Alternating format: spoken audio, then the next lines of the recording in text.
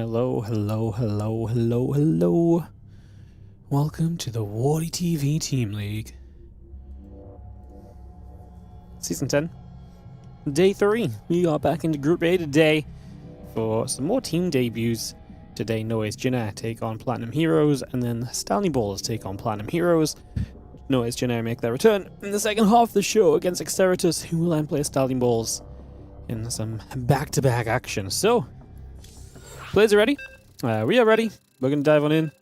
Got some StarCraft 2 fuel. How are we all feeling? How are we all doing? Hello, hello, hello. Let me just close up a couple things that don't need to be open anymore. And we're going to be live onto 10,000 feet in a couple of moments. K-Steel 8 on the day off strong with the 1-year resub on the Prime. We love it. Thank you so much. Appreciate that big time, mate. Thank you, thank you, thank you. Let's get into some best of 7 action. It'll start with a game of PvP here. As you see in the top left-hand corner of the map from Platinum Heroes, the pink Protoss player to begin with is going to be Art. And he takes on the blue Protoss in the bottom right-hand corner of the map. We're going to have SOS here to get us underway, representing Noah's Jinner. I absolutely love this team. The SOS Creator Rogue combo.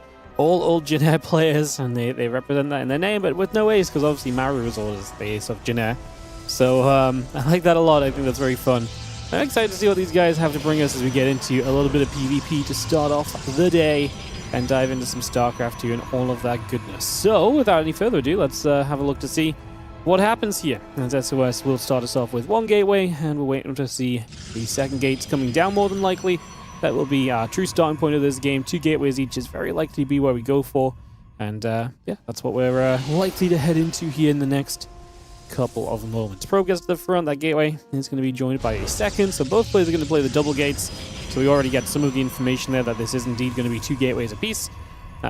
Which does, like I say, set the tail a little bit for the start of this PvP. So that should be kind of cool to see how it pans out. If you guys want to see the matchups, by the way, guys, the bracket command or !B to get that bracket link on the Wikipedia page. All the games for today are laid out already. The only games that have to be, selected on the fly are if we go to an ace match. Everything else, we already know who's going to be playing. We do see all 6 maps of every series. We've got 4 best of 7s to get through for you all, so we are guaranteed at least 24 maps of StarCraft 2. And if we're lucky, we might see a few additional games played in the form of an ace match as well. So very exciting there. And yeah, excited to kind of bring this all to you guys. Oh, I don't have my bot live. One sec, guys. The !B command will not give you the link just yet because WardiBot is turned off. Give me 1 second. I forgot to turn WardiBot on. It's loading. WardiBot is connecting.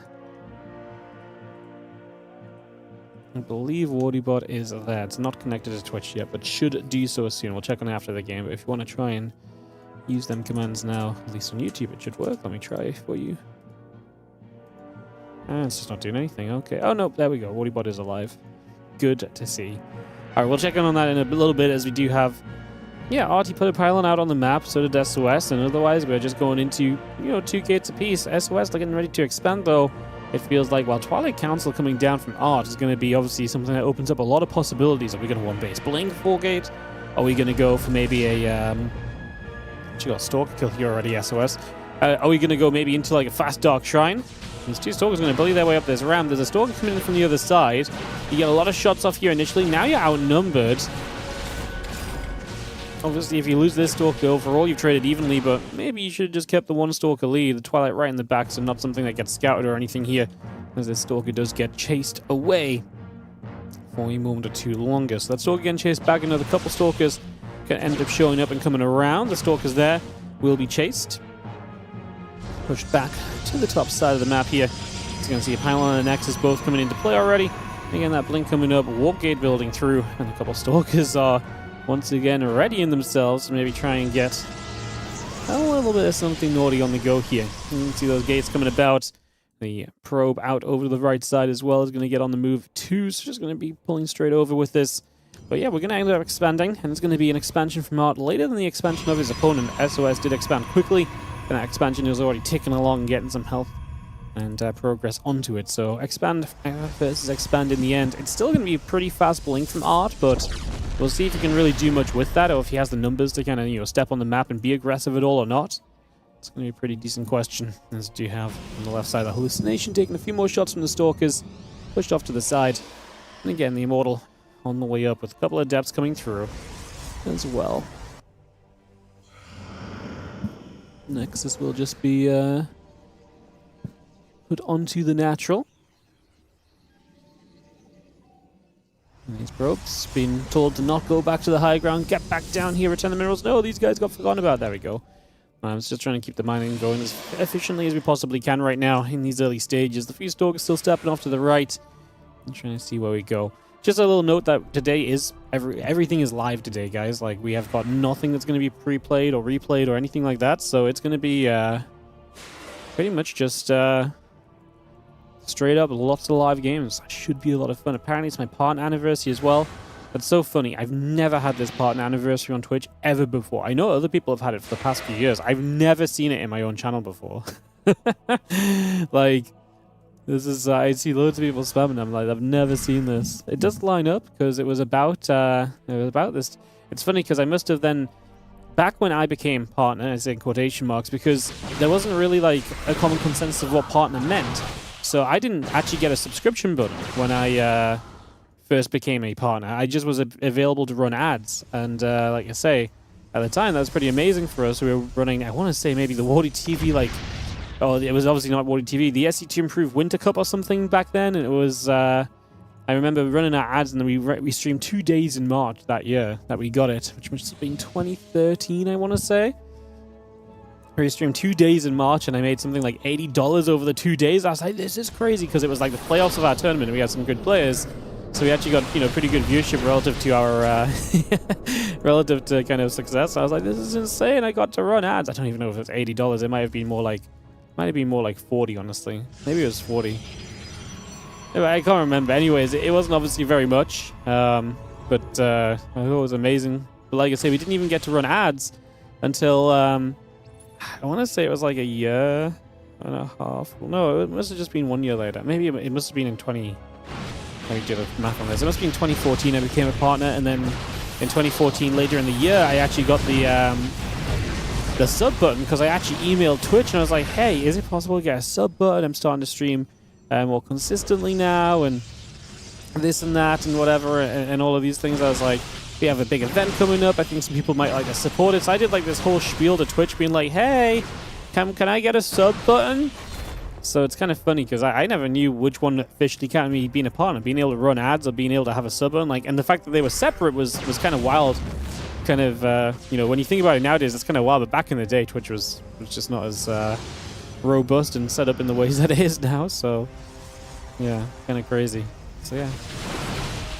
Yeah, that must have been 2014 that I was, where that came about. So, 12 years.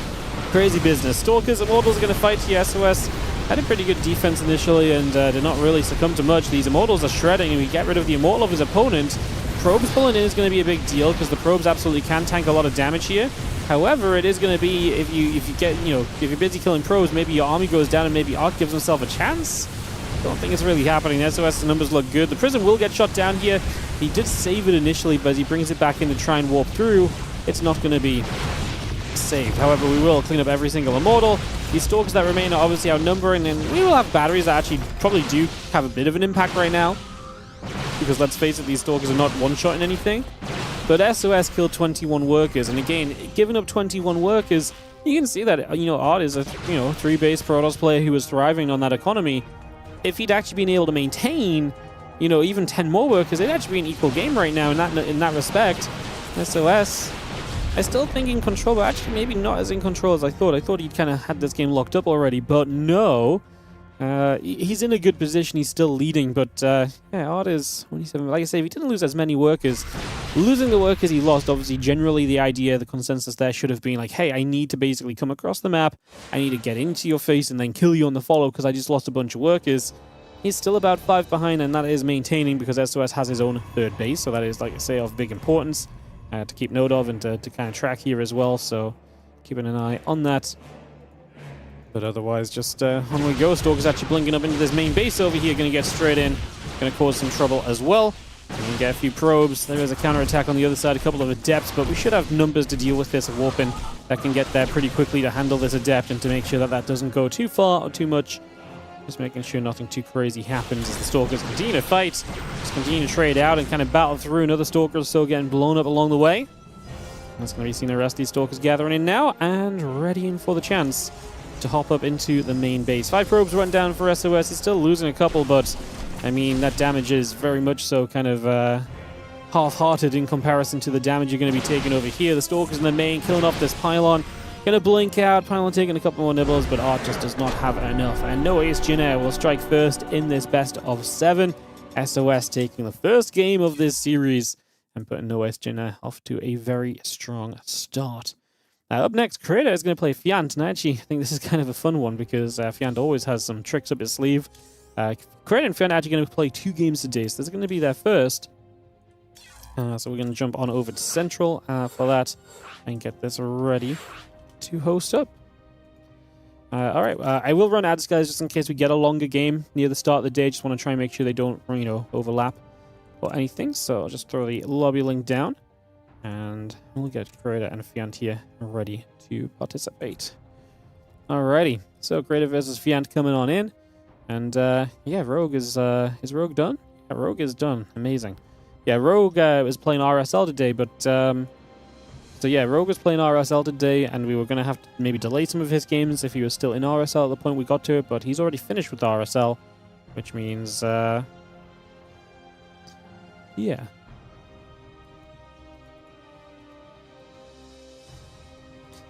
That is awesome. Alright, then we're just missing Creator from this lobby, and we'll be ready to go into some PvZ here, guys. WardiTV Team League Season 10. Good to see you all. Just getting Creator in, like I say. We get ready to go.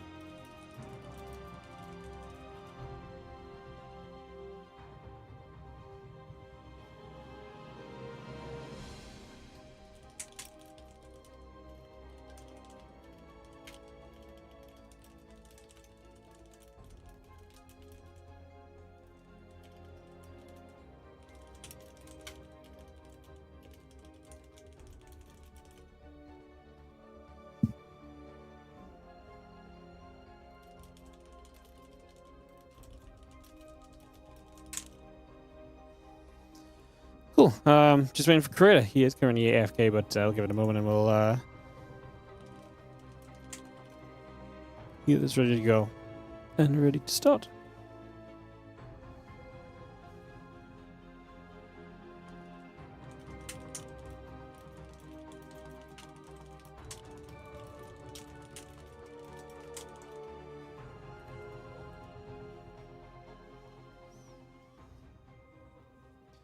Sweet. Alrighty.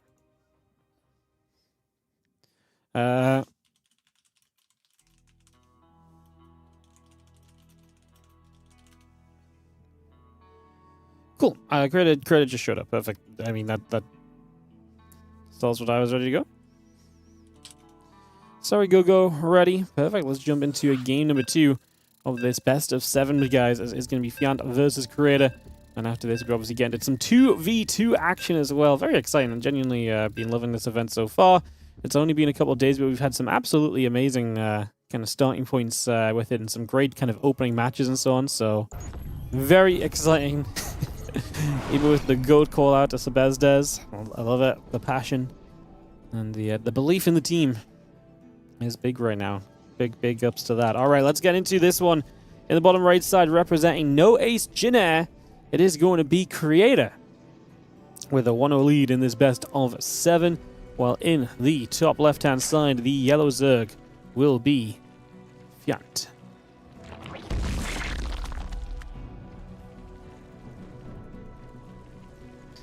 Yeah, Fjant always has some kind of sneaky builds usually, and I'm not surprised at all to see one drone onto the map early.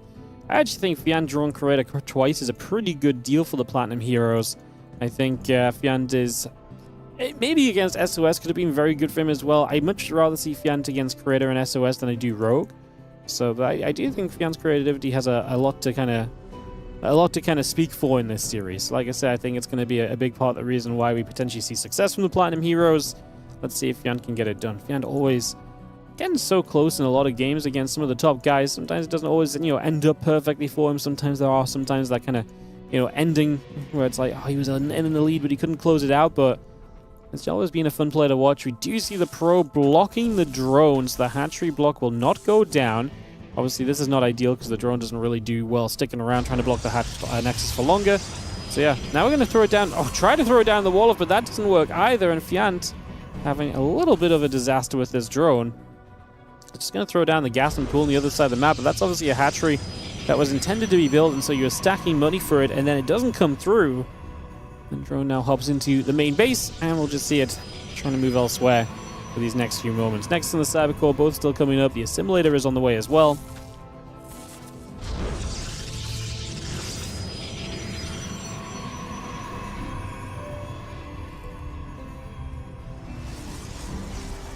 So that drone will go down. Pylon gets placed. And on we go into this game number 2. I mean, at the end of the day, this is not going to be quite... I mean, I kind of wonder what Fjant's backup plan is here, right? Like, maybe he didn't have something big planned off the proxy hatch. He just wanted to throw his opponent off a whole bunch, but it definitely still kind of leaves you in this position where it's like, does he have a plan for this being blocked? I mean, obviously, maybe, obviously you should do. Definitely feels good as creator, though. Opening a game, and then, first things that happen is your opponent tries to kind of get sneaky, and you just stop it from happening. You just say no. Like, no, that's not allowed. That's just something that gets kind of said straight away. As the Adept continues to shade toward the upper left-hand side. Probe coming down the right as well. Just going to be moving over. And on we go with that one, as we just, like I said, take a couple seconds here against an Adept. Going to shade over as well from creator to try and take some more map control and just try and hold some kind of presence on the map throughout these early stages is going to be kind of the game plan here. So just setting up for that right now.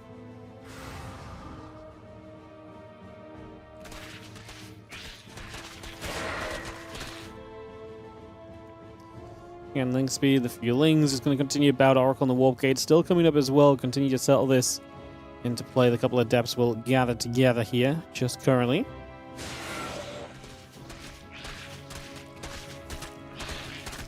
Just going to be seeing the lings are going to wrap around the rocks for a moment or two. Just going to be seeing the queen still producing on the hatchery.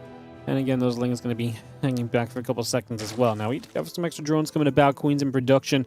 So Queen's drones overload all on the way through. These few Zerglings going to run forward. Going to see a couple of Adepts they can maybe leap onto pretty quickly here as well. So just going to jump on those. Both Adepts going down immediately. Ling's now going to take the chance to run at this third Nexus and feel a bit of pressure. At the same time, the Oracle is finding unprotected drones. Full work is going down. This Oracle does see some success as the rest of the Lings gather back through. And again, that Oracle still activating and still trying to hold everything back and just kind of get damage done. Well, on one side, and also get the defense made on the other. Again, those extra drones coming through for a second or so as well. So it's got the Spore Crawler coming up as we speak. So again, all these bits and pieces continue to come into play currently. And again, those couple Oracles will settle here and figure out just where it is that they are headed in the next couple moments if they want to try and find more damage or not. Like I say, those are the kind of answers to questions we'll start to get given a few more moments of this. Oracle and Adepts gather, battery on the way. I'm seeing the Fortune of the Twilight Council gives Creator a nice solid follow-up. A few Lings going to meet some Adepts. They're obviously not going to go too well up against one another right there. As the Adepts holding back a little bit and still just looking to apply a bit more pressure as well. And a little bit more out of this too. So a little extra being found. Just going to be seeing the Oracles. Try and dive in. That's a dead Oracle, no? Just not. By what, 1 HP? Is it 1? Is it 2? 3 HP. Wow, not even close. Not even close in the end. But then some Adepts show up on the right side and a few drones go down there as well. So that's going to be a little bit more damage found once again. As we do begin to set ourselves off into the center of the map. I mean, these Lings are just running into disaster after disaster. Now Fjant's supply blocked. This entire early game feels to be going very heavily against him right now. He's building a lair and a roach drone, but kind of feel like he's going to run into issues. I think as soon as Creator gets Blinking +1 and Stalkers on the map, this early game of Fjant being as weak as it has been is going to start showing signs of, signs of truly being a problem very soon. You see that Oracle getting shot down by the Queens as well, so that's something at least. I mean, you got to take some wins where you can get them as Fjant, and denying some of the oracles is only going to help you in the future, right? Less pressure that comes in from the Protoss, less kind of having to deal with that constant harassment. And you can see here again a few more drones. Like if this one had gone down, that would have been amazing as well. I'm going to try and get on the map with the Lings again. He's been very active with these, just trying to spot, trying to scout, maybe even thinking about a mineral line if he could get to one, just for a couple of probes, but every time he's moved across, he's constantly ran into units. There's constantly been adepts nearby. This time the Stalkers, blinking +1 on the way. It is genuinely hard to imagine that this army of Creator does not see some extreme success. I'm surprised he's not poking toward the 4th location, just because that's the very common position to go into. Instead, he's just going to go to the 3rd, which I think is a sign of confidence from Creator. He's not looking to just cancel the 4th and be gone. Man is actually looking to maybe just end this game. Oracle Shogun will push the Lings away. We are just going to start picking off these Queens. Oracles will go down, maybe a little bit too aggressive from them, but hey, the Queens are dropping. Another couple Lings and Roaches being pulled into play here. The Queens still trying to target an Oracle, going down in the process. The Stalkers holding their own and trading with Queens still, but with the Lings showing up, the Stalkers will not deal well with those. There's no nearby warping, so we actually do start to get pushed away. Fjant will find a defense here, and maybe Creator just getting a little bit too ahead of himself. That's some extra Stalkers. I mean, don't get me wrong, Creator still has a lot of stuff, and he still has the numbers where maybe he can actually keep on pushing forward here still. But this is obviously the kind of starting point where it's like, well, you know, yeah, I guess the kind of starting point where it's like, well, kind of, maybe he could have just picked off the 4th and gone further ahead. I think he's trading well enough, it doesn't matter. I'm trying to pick an issue with what he's doing, but the reality is the lead from Creator is just massive. And while the supplies are very close right now, this is Blink Stalkers versus Bling Roach, which is, to be fair, about to be more upgraded. But then Creator behind this is expanding. He's tacking. The 4th base is up. +2 and the charge are both on the way. So just going to be continuing to get that in the way too. And let's just see the Lings and the Roaches continue to come by as the Stalkers continue to back it off. So again, Stalkers just backing it up. The Ling Roach coming back through. +2 attack on the charge. Continue to come over. And it feels like No Ace Jinnae are knocking on the possibility of a 2-0 lead here in this best-of-7 opening series for both teams in the Team League. We'll be seeing both of them play in a second match later today as well. Of course, Platinum Heroes are one of the underdog teams. They're a seed, I think they're seed 6 in this Group A. Just to give you kind of like a rough strength of kind of where they're at, I believe they're a seed 6 in this Group A, which means that against No Ace Jinnae, who I think came in as a seed 3, maybe. Definitely they are the underdogs. I do think there's potential, like I say, for some upset opportunity, and especially think Fjant, he'll have another match against Creator. They actually play map 4 against each other just by the way that the rosters were laid out. So Fjant will get another game against Creator, and I do genuinely think with some shenanigans early and so a little bit of a better starting point, I think Fjant can absolutely shine and do very well for himself, but we need to kind of see that coming about. You know, we need to see that starting point being there for him, otherwise that, you know, that other part of it just doesn't really matter. As +2 thermal lands in the charge.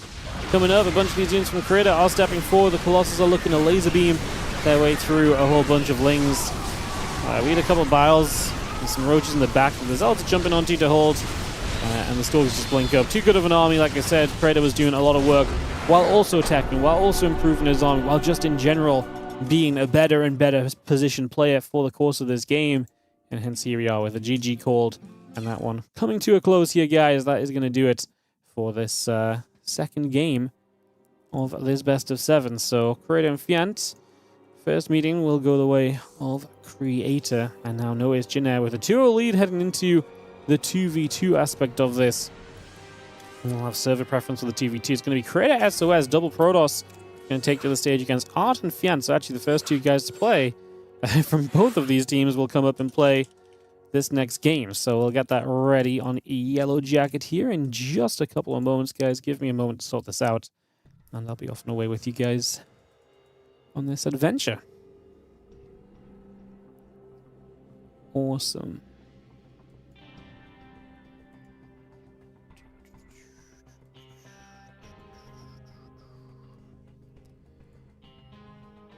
Alrighty, we will just wait for Fjant and SOS to join us here, and we'll be ready to go into this 2v2. Beautiful.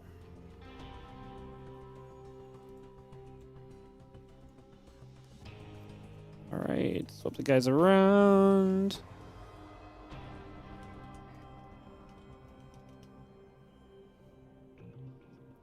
Cool.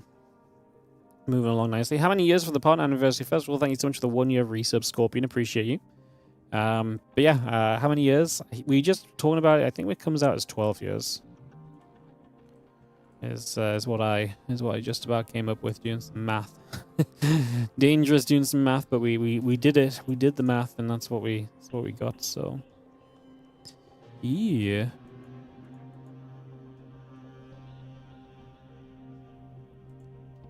Do.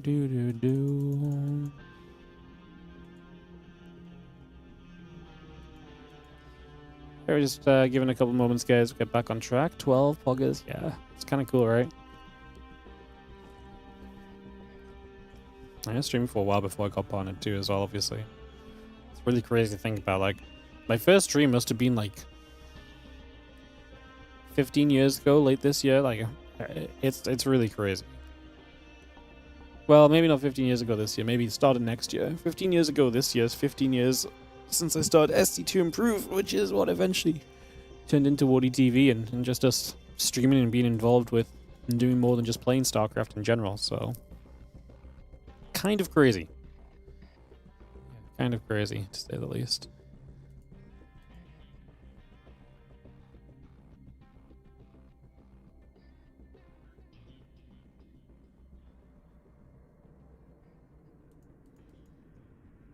Alright, waiting for Creator and SOS just to be ready. I believe they're just getting set up, guys, so...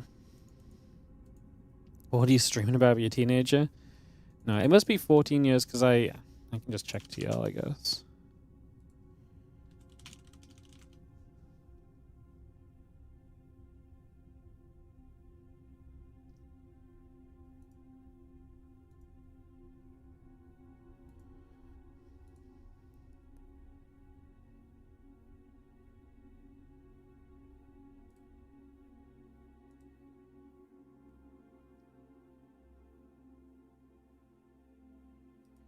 SC2 Improve, a European practice group for all leagues, was posted December the 20th, 2011. So, SC2 Improve turns 15 this year, which is when we first started out. We actually became, we actually turned into WardiTV 10 years ago this year, which is even crazier, I think. So, WardiTV is 10 years old this year, which is actually something that's kind of wild. We'll definitely try and figure out something special for that to celebrate. Yeah, 10 years of WardiTV is pretty nuts, honestly. Yeah, like I say, like 15 years this year of just doing this kind of stuff. Like I say, the SC2 Improve wasn't like casting straight away, but like it was the idea of running like a community, and eventually that became to, you know, within a month or two that became some tournaments, and within a month or two of that we became trying to cast some of those tournaments for fun. Yeah, it's pretty wild. It is pretty wild. In the blue and purple, in the bottom left, we're going to have the double Protoss squad of Creator and SOS, who do lead with a 2-0 scoreline in today's games. No Ace Jin Air having a great starting point, and now into some 2v2 to follow through. As we have in the upper right side, the yellow and pink Zerg and Protoss, Fjant and Art. So, I like the composition more, obviously, from Fjant and Art. Like, it's hard not to like the guys who are going to have themselves a Zerg Protoss instead of a Protoss setup. I 100% feel like that's very noteworthy right away. So yeah, kind of excited for this and see if we can see Platinum Heroes taking a map on the day. Again, Platinum Heroes play Stalin Balls next as well, which is not going to be an easy one either, so it's also going to be a fun one to kind of see how that plays out. Stalin Balls, who in their opening match of the tournament went so close with Basilisk all the way to an ace match. Cyril being forced to play an ace and winning out there. Very cool for Stalin Balls to have such a strong start. We'll see if they can follow up later on today from that strong start, as we just head into this and see where we're going to go. So, a couple of players getting set here just momentarily. Nothing too crazy just yet. Getting up and underway. Let's see the movement here as the probe patrols the cyber core and the gateway will continue to come about as well. So yeah, so far so good. Looking reasonable for a second or two, and we just keep patrolling this probe around. As that link speed, the cyber core, and everything else continues to place. So a lot of that coming up, that gateway on the way as well. Continue to bring that out and online. And yeah, probably just going to patrol around for a little bit, trying to see what's going on. Heads up to the high ground again. Cybercore going to be seen there. The gates are coming through. The Nexus and those probes building. Evolution chamber and a hatchery coming about as well. So again, we get some extra bits and pieces up. A couple lings peel away in toward the main base where they're going to start latching onto a probe or two. So just a little bit of annoyance here from Fjant, just pushing away that first little scouting worker here to start us off. And Overlord still trickling over toward the middle of the map. Going to throw a pylon down into the center of the map as well. Looking to get some positioning down toward the bottom left.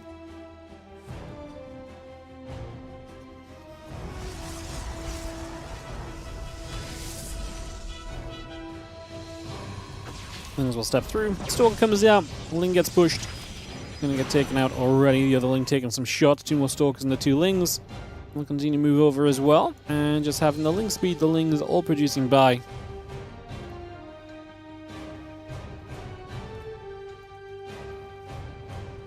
Chasing through for the moment. Again, that melee upgrade on those Lings. Still building. The Stalkers will shoot the hallucination, take some more damage. We do see the extra Lings still moving across the map then for the now. Getting to that bottom side, we see a couple units coming back around the other way. And melee upgrade will be finishing here shortly, so eyes on that melee upgrade. Again, the Lings and the Queen coming along with this. A couple more Lings all just setting themselves up. Everyone joining together for a moment or two. Stalker's going to fight some of the Stalkers. Ling's actually going to make a pretty good dive at these Stalkers now. The Sentry's going to be pulling it back for a moment as well. We continue to go back and forth. The probe taking a bit more damage. Has got that forward gateway, so they're just going to send in. Ling Stalker has been a very powerful way to play lately. It really feels like Ling Stalker is being the go-to for a lot of the Zerg Brawlers combos. Lambo and Harsdom are using it to great effect recently as well in their games in this team league. These Stalkers will fire through, and after they have some damage done, the Lings jump onto the Immortal and the Stalker on that left side. And there's a couple of force fields actually catching kind of nicely. Can we clean up these Lings? This Immortal not being able to reach the batteries is very sad. Dying to just a handful of Lings there, there's not enough damage to push it back. Credit supply a little bit low, SOS standing a little bit stronger though, so in that regard, the combo of the two seeming pretty okay.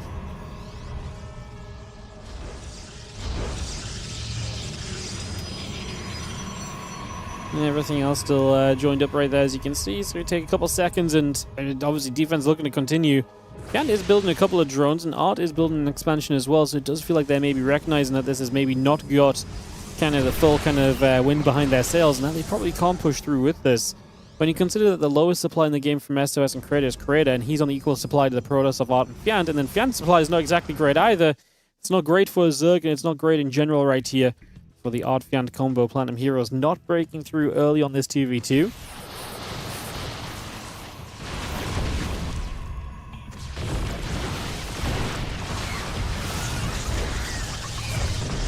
Everyone's kind of getting caught in there as well. Paladin coming in to try and block things off. Robobay and the Nexus will continue to come down. Twilight Council probe on the +1 attack upgrade building 2. Blink still on the way in. The probes, the Lings, and the hatchery coming up as well. We'll see a couple more pokes as the hallucination continues to put some damage out. Overlord's getting moved about, and again we have Stalker, Sentry, Immortal Zealot gathering right now. Lots of units will continue to the middle of the map here.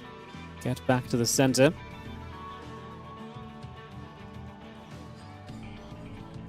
And it feels like Creator SOS obviously somewhat ready to just kind of keep on moving forward in this game and kind of moving out a little bit. So I feel like they're very ready to kind of keep this action going. And you see the little bit of motion upwards at the moment. There's the sentries getting onto this Overlord. That will go down in a second as well. So that Overlord will fall.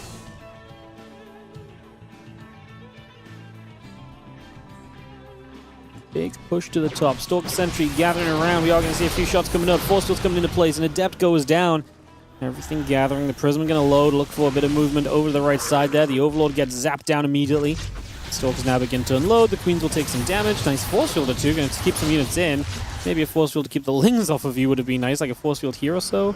Probably the Lings still get through, but at least you kind of make them take a bit of a longer journey to truly get there and to make something happen. So,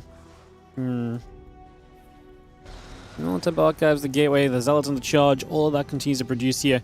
And cannon coming up as we speak as well. And just some more Stalkers, Immortals, and Sentries still moving down. You see a couple of Lings getting caught by a couple of these units. We are going to get rid of this gateway that was forward from earlier in the game, so just going to play cleanup. As Creator and SOS do step back for the moment, Art and Fjant are still looking to get onto the map potentially, and still wanting to kind of, stand up for themselves and maybe try to do something. But it's definitely feeling as though Creator and SOS right now are the stronger squad in this 2v2. 2v2 is obviously where sometimes the underdogs may get a chance to kind of grab a map, and maybe that gives them momentum. You steal a map in a 1v1, and I do think that's going to be a big story of how a lot of series get close over the course of this team league. But yeah, Art and Fjant were unable to really capitalize early on this one. As you do see now, the Zealot Sentry, everything else coming through, the +2 and the Blink still building as well from SOS. I mean, Creator's supply is still down. Creator, he's building that Robo Bay, that Robo facility coming up as well. Nexus on the way through. It's going to be having the Lings getting chased back for a little bit. Still got the charge on +1, still got the +2 melee coming up. Just going to be seeing this army of SOS still looking to push through into the center, get up to the top. Lings and the Stalkers will continue to gather. A couple of Zealots maybe wanting to come down that ramp. Obviously not going too well just yet. Just going to see the rest of the Lings coming around. Feelings off to the left-hand side. Bottom right side, a few Lings get deflected once again. Also, it's just going to see that push back. Let's show up. The Lings take some damage. You can see the Lings jumping onto this Nexus on the bottom side as well. So that Nexus will go down. That's a kill, not a cancel. So the Nexus is killed. Kind of a big deal as you see Lings kind of getting all over the place. A big run by, and Fjant can cause some troubles. I mean, this is what you want to see, right? The guys that are behind getting in. Big damage potential available, as you can see. Doing a lot of work. There's a couple of Zealots still trying to get in after a couple of those Lings as well. The Colossus is going to be there to help. Stalkers, Immortal, the Sentries, the Archons. Pushing up into the middle of these bases right now. Yeah, I mean, this is going to be tough to stop. It's going to be very tough to stop. I mean, base trading is probably the best idea then. You can't really kind of go wrong with trying to base trade when you're behind. It gives, a chance for the game to get crazy enough that maybe you get back into it. Maybe your base trade starts sooner. Maybe you're in a better position. Maybe you react better to this scenario at this point. In this case, Fjant and Art are actually going to be a little bit ahead on the base trade in terms of initially killing, and that's why Creator recalling home will show an attempt to kind of defend this main base. As there is no base for SOS left in this game, though. Problem is only 88 supply in total left. SOS didn't come home. He just lets Creator play the defense. He will stay over on this side and continue to just swing his way through all of these different structures, making sure that Art and Fjant are as all in as possible. They did try and build up over here, so again, the preparation for the base trade, but yeah, Creator and SOS, they never went full base trade. Like I say, Creator recalling back really just says, no, we're not going to let that happen. Probably a force field here would be really nice, just to stop units getting back into the main base would just be great. I think that's one thing that would be very easily done. That would just put you into a nice little position as the Lings run through. A few Lings on the low ground, going to hit that Nexus. A couple moments as well. It's going to be cancelled. I mean, that's whatever. This army across the map can end the game as long as these Lings don't do too much to you on this side. I mean, do we want to pull back for that? What are we thinking? Fjant and Art do not have a lot remaining. These Stalkers going to go blinking across as well. The only issue for SOS and Creator is genuinely, these are their only structures. And there is a world where maybe they run into issue. I mean, that's Creator's base going down. He can't afford to rebuild it. SOS can't afford to rebuild a Nexus either if he lost this one, but he does have the probes full surrounding a cannon. Like I say, they're making this very awkward. They just didn't leave anything at home defensively. Like I said before, a sentry to force build that ramp before these Lings got in would have been amazing in its own accord, right? Creator's being revealed, like I say. Like, this is why you base trade, because if your opponent's going to make a bad call or two in the base trade, and I think SOS and Creator are actually dealing with this base trade kind of badly, despite being very far ahead in it. Like, they're in a great position in the base trade, but they're not dealing well with the fact that we're base trading in the slightest at the moment. Dark Shrine, Gateway, both continue to come up and online there. Not going to see the units still pressing through. A few Lings around the bottom side, looking to dart in as well, trying to find an opportunity. Well, there's going to be seeing this hatchery getting taken out, so I'm going to knock that down. In the center of the map, the Stalk is still gathering up. The rest of the unit's still gathering as well. I mean, Fjant is now down to 6 supply, so he's not got much left at all. Dark Shrine, kind of, honestly, not a terrible call in this scenario. There is no detection available. If we could have actually warped in a DT, that would have actually been huge. Like, there's no detection available apart from the defensive cannon, right? Well, I guess SOS is mining, so maybe we could have gotten there. Just protecting this base in general for a bit. Damn. Man, this was really just a wild ending. Fjant is going to go with these Stalkers. Obviously, he has Blink Stalkers, has the ability to kind of do a bit with them. Force Field's coming down. The Immortals are fake. And we're going to see Creator's army showing up, which means that he can kind of jump in on Art from the other side. GG has to be called. That is going to do it. No Ace Jin Air are going to get up to a 3-0 lead here, guys. They are looking fantastic. They're looking great. They are performing very well right now, as they are the favorites in this series. And it's the first time we've really seen, I guess, this season, over the couple of days we've seen, kind of some favorites really actually come out of the gate swinging and dominating right from the very get-go. It's been a lot of very tense matches that we've had so far in the league. This is really the first time we're seeing that maybe not quite going in that direction. Alright, we're going to go Fjant Creator in game number 2 between them today, game 4 of this series.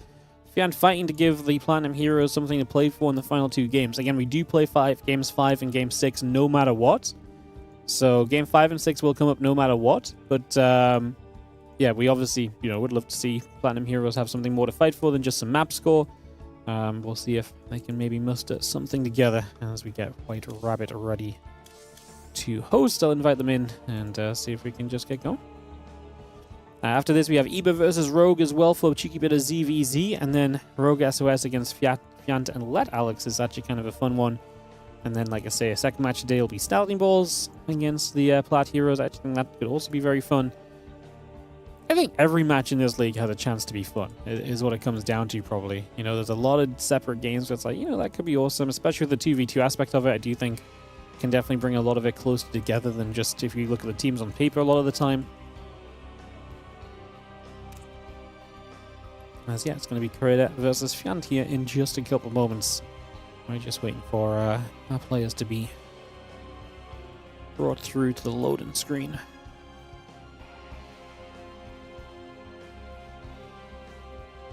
Like I said, keeping the games rolling nice and quickly. Generally, you guys got lots of games to get through, so trying to go for the 0 downtime within series, which so far is working pretty well. The players have been pretty on point in terms of getting here on time, being ready to play the next game, and so on.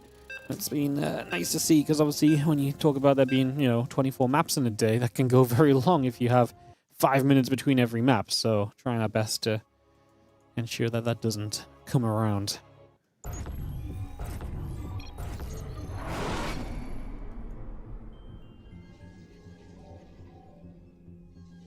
Alrighty, guys. Game paused. Creator with the instant pause, so I'll not take you guys in game just yet. Who's on team? Nois, Jenna, Creator, SOS, and Rogue. Yeah. Looks as though this pause is quickly resumed. Game paused. Game resumed. Alright, in the bottom left-hand side, Creator, we're representing Noise Jenna, looking to tie the series up already. Like I say, we'll play games 5 and 6 no matter what, but yeah, Creator and Noise Jenna have just been on a roll. And will Fjant get in his way?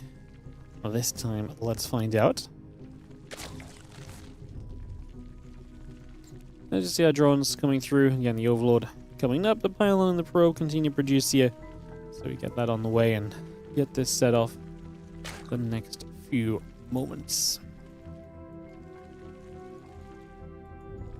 Janae was an entire team of aces. Yeah, I guess once upon a time when you had Rogue at peak performance, SOS at peak performance, Maru. Man, Janae were a great team, weren't they? They were so good. Really no doubt as to why they had so much success in their tenure. They had Trap as well, and Trap obviously peaked at certain points as well. Damn, it's been 6 years this year since Jinna split up. That's Really crazy. Who else was on Jin Air at certain points? TY was on Jin Air for a while. Really? Ah, because obviously it used to be Team 8. Yeah, it was 8th team. Yeah, it was Team 8, and then it became Jin Air. I forgot about that, actually. Yeah, so they have a lot of former players when it comes to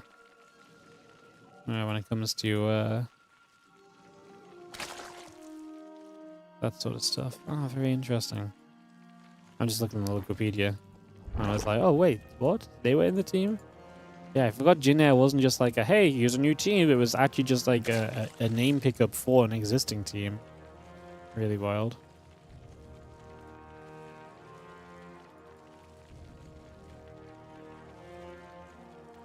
Alright, Fjant and Creator get to business here. Probe out the front. We'll patrol around for a couple of moments and get this underway. Lean speed coming up, Stargate and the Nexus coming online. Just going to be seeing the Probe and the Adept and the Warp Gate continue to produce here for a little while.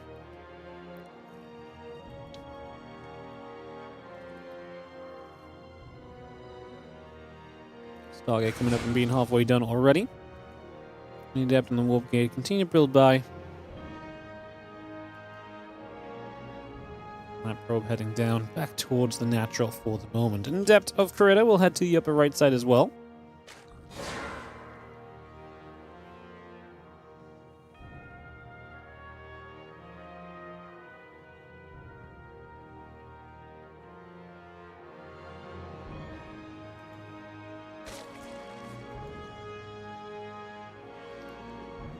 Second Adept will be there, so two of them together will step up. Just going to see the Queens and the Lings coming by, the Ling speed coming up.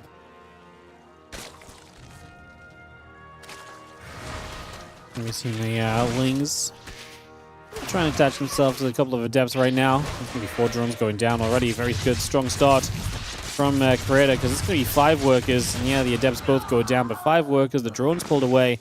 And it's so early in the game for this kind of damage to be done. You know, we're talking 3.5 minutes where 5 workers have gone down. This is really super early damage for Fjant, and already may start again to leave him a little bit in the dust in this one. Again, those Lings move about for a little bit. The Oracle and the Warp Gate coming through. Oracle will activate, chasing down a couple of Zerglings, the Adepts. Getting some shots off. A couple more Lings being picked away at currently. And again, Nexus in the Gateway continue to produce for the moment. 5 more drones, adding on a Queen. Bringing that up into play right now. The couple Lings still stepping over. The Adepts will continue to chase for a moment, even shading forwards to try and see what else is going on. Just, yeah, see those Adepts shading out. Away they go. Getting toward the middle of the map.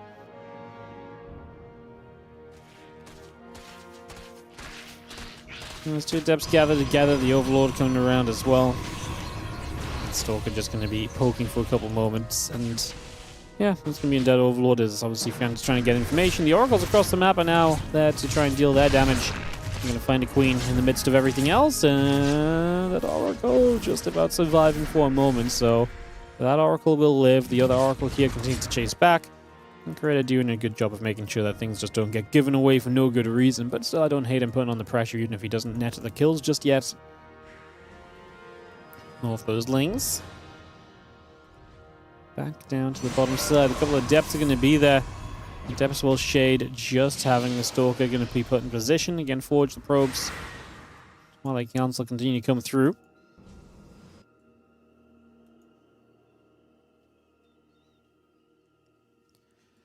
Oracles get back around to the upper right. Again, the Rotron continue to build up. The Lings and the Queen continue to produce by. We got a lot of that on the way. Just going to have those couple of Queens coming straight over. The Oracles will take some shots once more here. Again, just ready to threaten at any point. Fjant is trying to threaten with some Lings, but the Adepts have been kind of pretty permanent in their positioning, so not going to see much access opportunity for the Zerglings just yet. Oracles actually have to recall out of there, so that does put that on cooldown at least, which is kind of important because it means you don't have recall available for other kind of portions of this game. And that being on cooldown is genuinely fairly significant, I would say, so seems decent as the Adepts continue to make their way up top. Like I say, the Lings moving their way around through the center. A couple of Oracles trying to stay attached to said Zerglings, picking a couple of them off as we go as well. Yeah, those Adepts still making their way up around the top side into the main base, as there's going to be an Evo Chamber coming down. The Adepts are going to get blocked in right away. Not able to do much just yet as the Roaches will come about here. The Lings are going to chase through as well, so Ling Roach together will get those Adepts. Pickoff being made for the moment, and still just seeing a couple more Adepts being chased away. Oracle's back around on the top side. Activating for 5, 6, 7, 8 workers. 9, maybe? No, just 8. Now 9. Oh, that's just so good, though. You give up an Oracle for 10 workers. I think we're taking that trade. It slows the Zerg so much. Go down in Oracle, but man, the amount the Zerg gets slowed, you're not going to miss that Oracle in comparison, right? So that part of this feels great. I'm just going to see these couple of Adepts potentially getting caught again. Seeing the Lings continue to come back then, trying to see what's going on. +1 missiles and that Roach speed continue to produce here just for a moment or two longer, and we'll have ourselves those Lings still cruising around to the left-hand side. Other units gathering up. The Stalker's going to settle themselves into the center around the left. See that hatchery moving through as well. Just going to jump on this straight away. Creator getting here. I mean, Fjant's supply is still there. Just needs to get some units kind of in position. The Roach is slow to arrive. Does set up the stasis ward nicely, but you know, the parts of this not exactly ideal still. Is this game is unfortunately unwinding in a weak way for Fjant. So yeah, that part of this is going to be very tough. We're just going to see the couple of Lings. We're going to jump onto the Nexus, pick through that. The rest of those Roaches coming over as well. The Lings are still going to be there. Just going to be seeing the Ravages will morph at the moment. So Ravages warping in. I'm just going to see a couple of Stalkers there to poke back as well.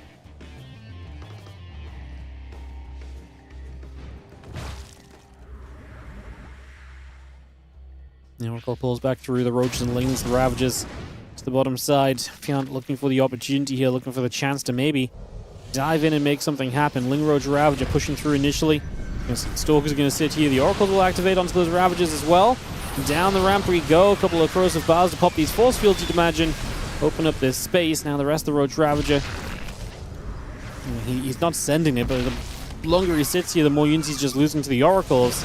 And he's going to send it now. So down we go. Cannon in a battery. Second battery 2. We'll warp into more Stalkers straight into this fight. Energy recharge. I do love the Oracles obviously going after the Ravages is just great. And the Roaches, you can see, are kind of just going down as well. The Lings are going to show up a little late to this party as the Lings show up. The Colossus is here to help.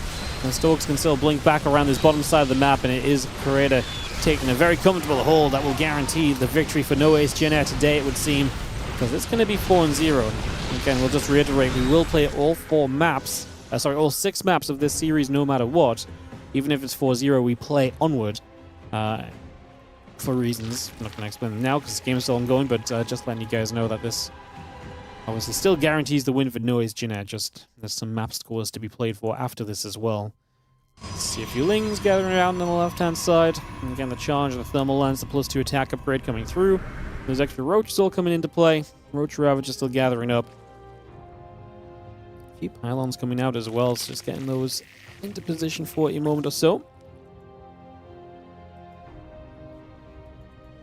Roach Ravager then just gathering. The Stalker's going to make their way over too, so it's going to take a step for a moment and head over this right side. Jump onto that Overlord. Nice little catch.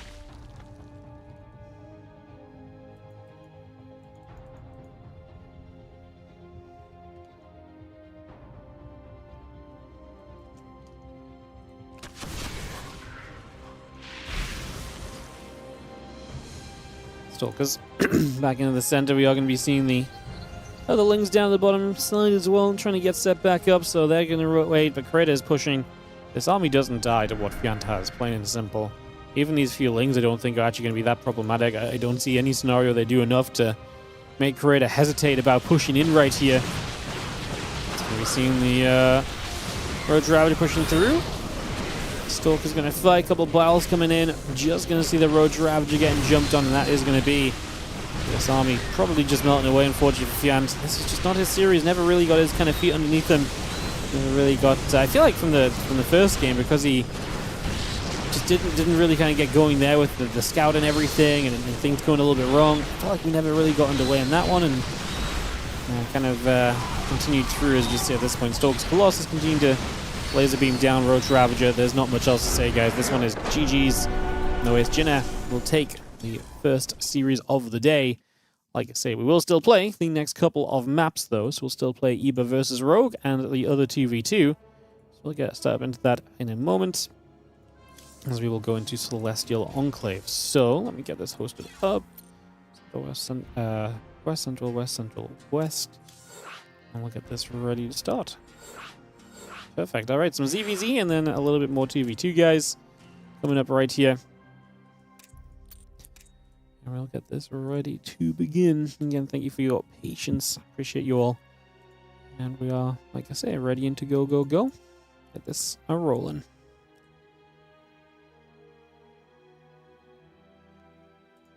Do, do, do, do, do, do.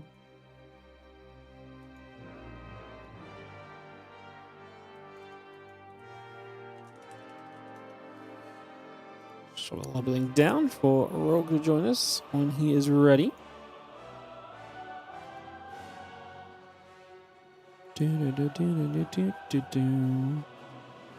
How's everyone doing in the chat? How's everyone feeling? And thanks for joining us today for some StarCrafts. We appreciate you all being here early. Obviously got loads of games to get through. It's just our first best of 7. Let's wait for Rogue to come and join us.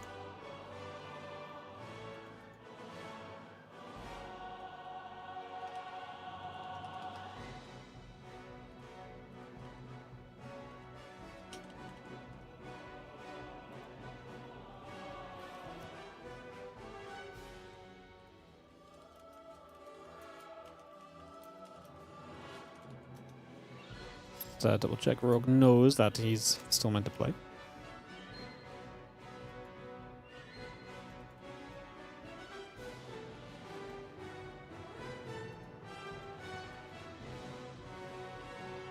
Do, do, do, do.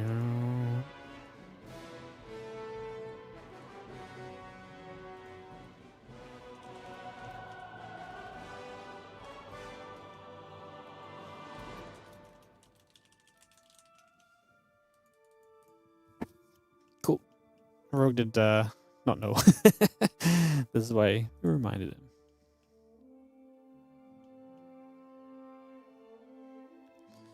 Alright. Some ZVZ, you guys.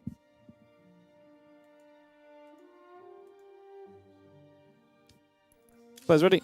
Let's jump into Celestial Enclave for a little bit of cheeky Zerg on Zerg action. We'll get this started up and ready to roll. Rogue versus Eba as we continue through. And then we'll go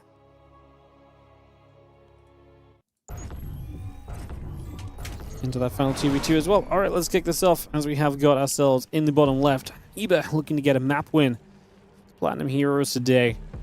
And this opening series is up against the Red Zerg, former multi-time world champion in the top right, Rogue. Yeah, definitely a series where you look at the players and there's definitely, you could say, I think fair to say that mismatch in terms of experience, I suppose. You know, the Platinum Hero players are all very solid there. Right on up there in terms of competitiveness and so on. Just playing against legends. Let's see what Eba can do in this ZVZ as we get this started off.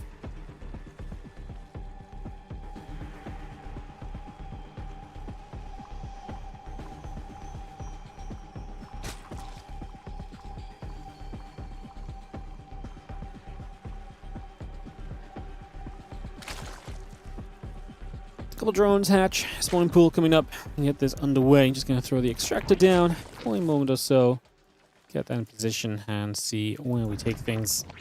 As I say, it's going to be that early pool from Eba, and it's a gas pool, so we're going to even get link speed on the way super quickly. So Celestial Enclave going to turn into some real aggression very quickly. And I always going to salute the brave, you know. You come into a matchup against freaking Rogue, and you're like, you know what? I'm just gonna all in the guy. Like, this has got to take some, got to take a little bit of bravery, you know? It's got to take a little bit of fight in you. To kind of come in and be like, I can one base micro my way against this guy. He's also playing West here, so Rogue has server preference as we have a couple Lings. Will just come about for a moment or two. And again, the Bane Nest and the Lings continue to come over. So, Bane Nest coming up, Hatch Gas Pool all coming in. get this settled. And those couple Zerglings will be on track to get across the map. There's already a few Zerglings over here. They're going to start nibbling the hatchery. Rogue's response. He sees no hatchery here, so he's going to presume the worst and build a spine in the main. I think that's very smart. And he's going to go Bane Nest before Link Speed, because Link Speed takes a long time to finish, whereas the Bane Nest is going to be immediately helpful once it finishes. So Rogue is making the absolutely the right call. He's going to try and micro this on the natural right here as well. So a little bit of fight coming through. Just going to be seeing the Banes coming up, the hatchery coming in, Spine Crawler, Bane Nest, and the Lings coming through. The Link Speed starting up from Rogue as well. There are a couple of Banes waddling forward from Eba here. You can see the Ling's going to go back for a couple seconds as well. Well, it's a decent connection, actually. Going to be able to hit 4 Lings for 1 Baneling, and splashes the hatchery too to speed up that process. So could have been a worse scenario. Eba going to start building a hatch. This is so committed though from Eba. Like, you got to imagine that this is nowhere near enough damage done to just sort of back away and kind of take and expand from this point. Like, oh, was definitely not a good enough scenario, honestly. So, kind of intrigued as to what his overall game plan kind of becomes here, because, yeah, this feels a little bit tough. I'm just going to be seeing the Spine Crawler still setting up as well. How is it best of 7 if it's already 4-0? Because we play it all 6 games. That simple as that, all games played. Because, okay, imagine this. Next week, just as an example, Villains versus Onside is the matchup, right? And game 5 is Maru versus Max Pax. It's really sick. Everyone's really excited to see this game, you know? This is the highlight of the day. And it's a 4-0. And not only does it suck that it's a 4-0, we also don't see the best 2 players of each team play, which really sucks for viewership. And it's just sad, you know? Like, it just sucks. Plain and simple. Like, there's not much else to really delve into in that regard. Like, it just sucks. So we play all maps no matter what. So the entire lineup is guaranteed to be seen. So if you have a favorite player you want to see a game of, you will see that game. That, and it lets us kind of know we have a guaranteed amount of games every day. You know, if we have 3 4-0s, it can be a very, very fast day. 3 series of 6 games no matter what is definitely a bit chunkier no matter what as well. So why put best of 7 then? Just put 7 game series? Because it's still a best of 7. Because you still win when you get to 4 points. You still get the match win for getting 4 points. So it's still a best of 7. I also have no control over this down here. I can make it disappear if that makes it happier. Now you have no idea what's going on. You know, now we have no idea. It could be a best of 11. It could be a best of 69. It could be anything. So yeah, that would be why. It's easy to just say best of 7 all games play than just leave it unknown. Well, Rogue kind of survives through this early aggression. I mean, Eba comes out in a pretty okay spot. I was surprised to see him kind of look okay after the start. I thought he needed to do more, to be honest.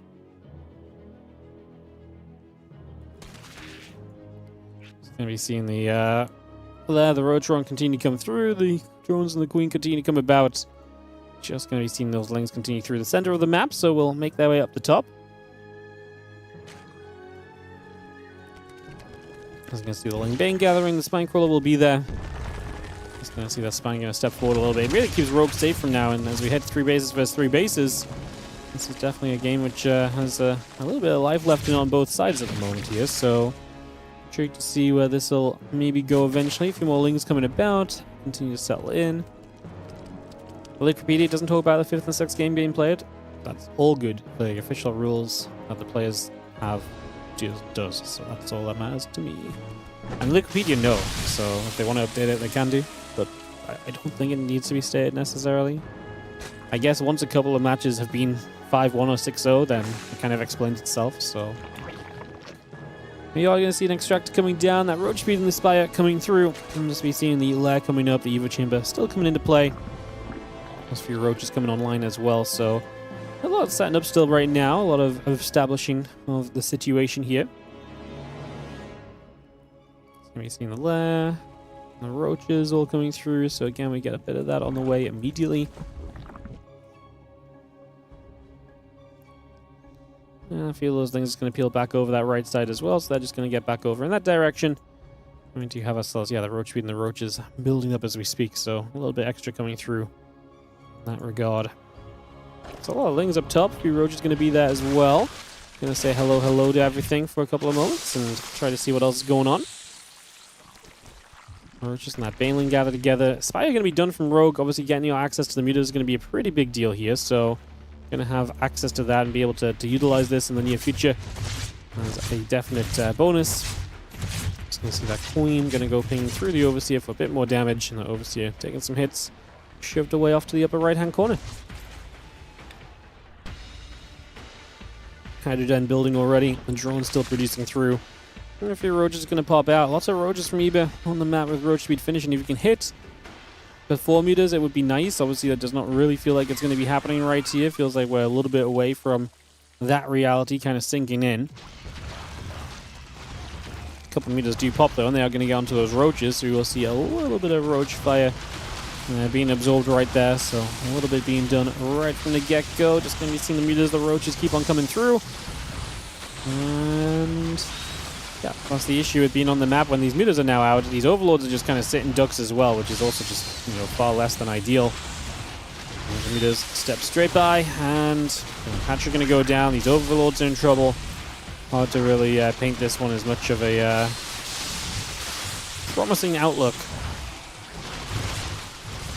I see another Baneling trying to get in. The roaches tanking a little bit. I mean, the problem is the mutas and how much they're going to be able to do, and you'd expect them to probably be able to get quite a lot done here in the grand scheme of things. So, like I say, let's see how it continues. Just going to be seeing the roaches all coming up, the Queen, the missile upgrade coming by. Roach around you're producing. Let's go. Augments is a part of this as well. And this means it's going to sit on the corner. Rogue now establishing the supply lead in the game. Again, a couple of Ravagers coming about. The Roach is still building. And the Queen's just going to be there to push the meters back further away as well. So the meters still getting pushed up the left side for the moment. Away they go. So yeah, meters get chased on out of there. Just for now. That's going to be an overlord that we can maybe jump on. It's going to be a supply block for Ibis, so that'll be a supply block coming through already. Again, plus 2 missiles. Muskogman's still building. It's a lot of Roach Ravager pushing forward here from Rogue. Looking to get to the front. This hatchery immediately in trouble.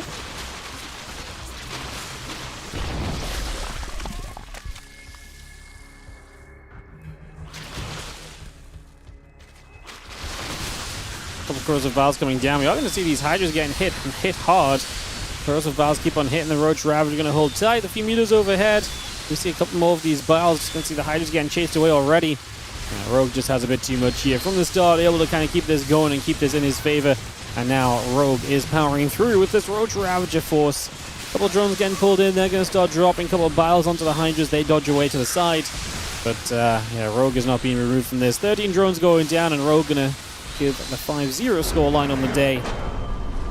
With a 2v2 to be played for Jin Air to have the perfect run and to take all 6 map points available on today's game. So it is going to be Rohana for this final little bit of 2v2 action.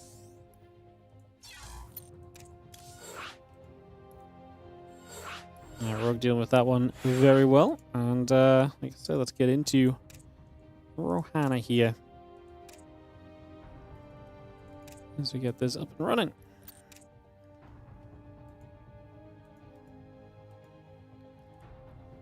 Alright, Rohana, Rogue SOS versus Fjant and Let Alex. Get this on the way, and ready to go as soon as the players are ready. Get this ready to kick off. Beautiful.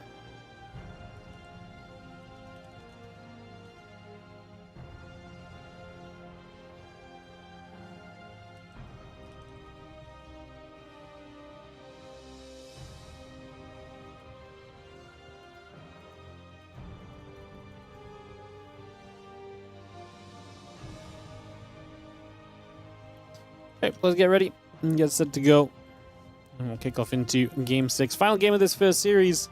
Then we move into Stalin Balls versus Platinum Heroes for our second matchup. Ready, SOS ready, says Fjant and Let Alex. Seems as though we're good to go.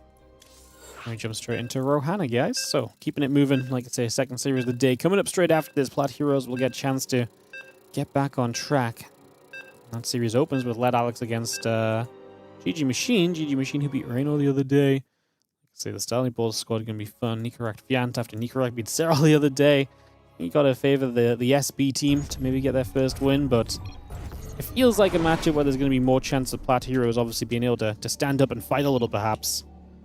As we have in the top left side, red and orange, Led Alex and Fjant on this map that has the two separated main bases, which does make the one base all-in aspect of this a little scarier. If you one base all in and you attack into one player, the other guy has to come down and ramp into a super open space.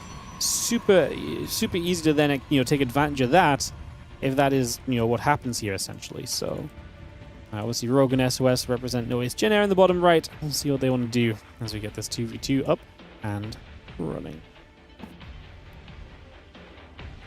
Nikoract beats Serral. Yep, that's how the entire tournament started. First game of the tournament, first day. Bam! Just like that, action immediately coming into play. Crazy.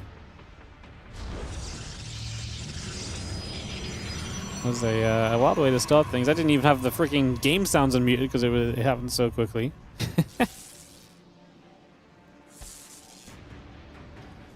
Yeah. Already, we do have a couple probes nibbling initially.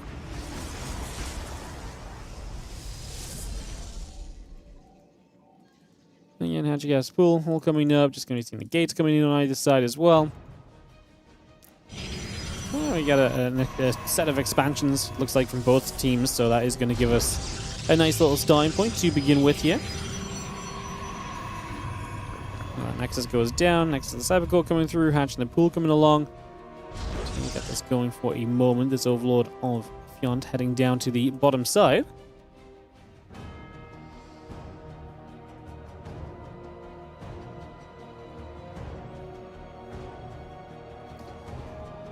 Yeah, Overlord moves down to the bottom. Just going to see an Overlord sat out in the front as well. Just going to be chilling there for a couple of moments. The Cybercore, the Nexus coming through, the Assimilator and the Pylon all building up.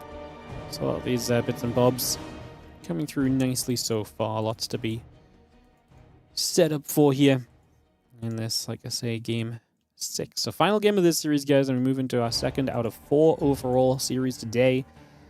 Big day in the Team League once again. Tomorrow we just have the 3 matches, but yeah, that's kind of what's going on.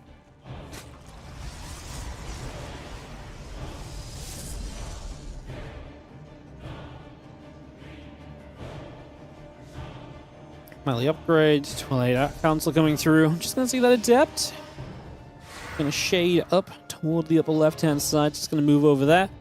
Yeah, Twilight Council coming in on both sides. Get that settled. That melee upgrade and the link speed coming through from Rogue. This has been so powerful in the 2v2s. The melee upgrade and then the Stalkers behind it. Just getting those lings powered up, they're just so good. And then the Stalkers can tank. Obviously, the counter to the lings usually in this scenario would be Banelings, but then Banelings get targeted down by the Stalkers, and you have this very interesting dance. And we've seen a lot of that kind of high-level dancing and maneuvering of these armies when it kind of gets to that phase. Has been kind of... It's actually made it kind of fascinating to watch kind of 2 players kind of navigate around all the possibilities and situations that kind of arise in a moment like that or in a game like that. So, very cool. Let's just see the link speed melee. Bane Nest continuing to come online.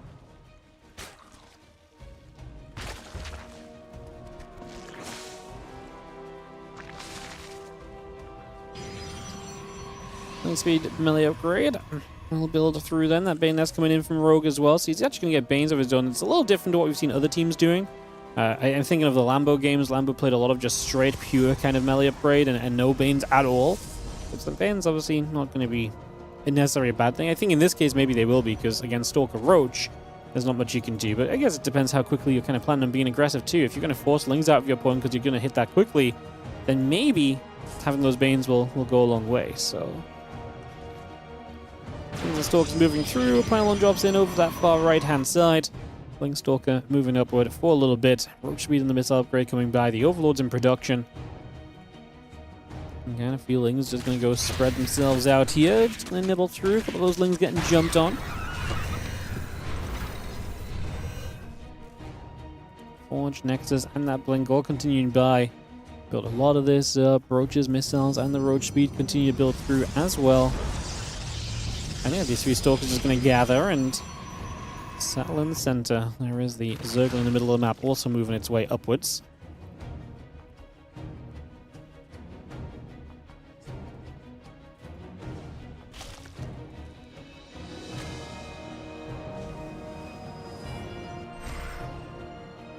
Stalker's going to blink. A couple of Lings coming around. We see the Stalkers on the right side. Going to move over as well. What those other Stalkers going to do? We're actually going to see an interesting moment here, no? These Lings have a chance to maybe try and force a fight onto these Stalkers, and then maybe we can bring the Stalkers of SOS over as well. It's going to be Rogue just to find the gateways. That denies the warp-ins of Let Alex, which is neat. Let Alex going to start being met by these other Stalkers. We'll see how they do. Actually just going to retreat away. He's terrified of the Ling support. The Roaches aren't here from from Fjant, sorry, so Let Alex just kind of gets caught. He's going to get swept up. Oh, Fjant is just not there to kind of be with his teammates. I wonder how that one went in the voice chat. Was Fjant too far back, or was Let Alex too far forward? Like, where was the communication at here? That's just damning, as SOS and Rogue are just going to fight their way straight through. And that's going to be pretty much a cleanup as the rest of this Roach lane just continues straight up. The Stalker's still shooting, the Roach is still taking damage. Continue to blink forward. The Ling is going to turn themselves onto a couple of Queens over there as well. These are the Stalkers still trying to be involved. I think fair to say that this one is going to be a little disastrous at the end of the day. As SOS and Rogue going to look to complete the 6-0, and Noé's Jin'er will be taking all 6 map points available in this series today. So all 6 will go their way. As we see those Stalkers continue to push up, the Roaches still being chased down. We're just going to go for another blink through. The Stalkers will fight. The Roach Roaring kind of hurting right now. Stalkers going to turn into the Roach getting picked up. There's the Roach Roaring dropping down into the main base we go. Again, and Let Alex, they just have to get out of this one, unfortunately. 6-0 for the Noé's Jin'er team to, like I say, start off the day with quite the bang. Those drones all dropping. Another Stalker warping in. This really is just GG's, unfortunately. Some more Lings will stream across the map. Stalker's still going to aim for that lair here. I'm not sure what they think they can do by sticking in this. Going to force SOS to recall. Fjant is a 1-base Zerg, accompanied by a 2-base Protoss that only has 1 base worth of probes.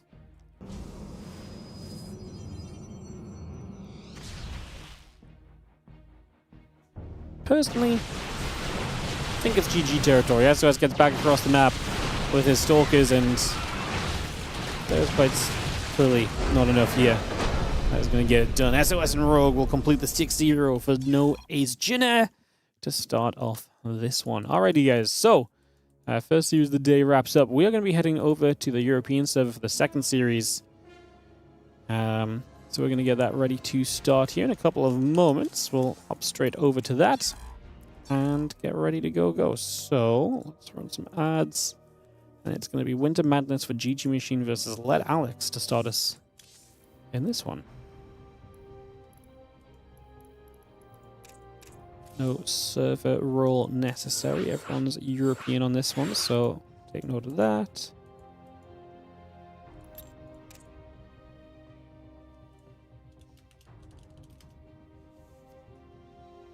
Drop the lobby link down and see who is going to come and join us. D is going to join us. Let Alex GG Machine. All right.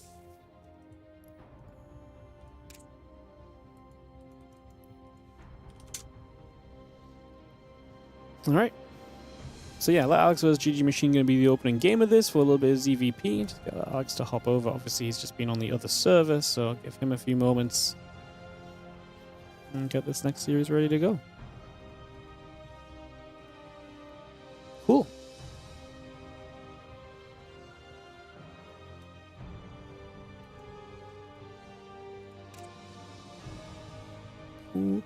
Cool.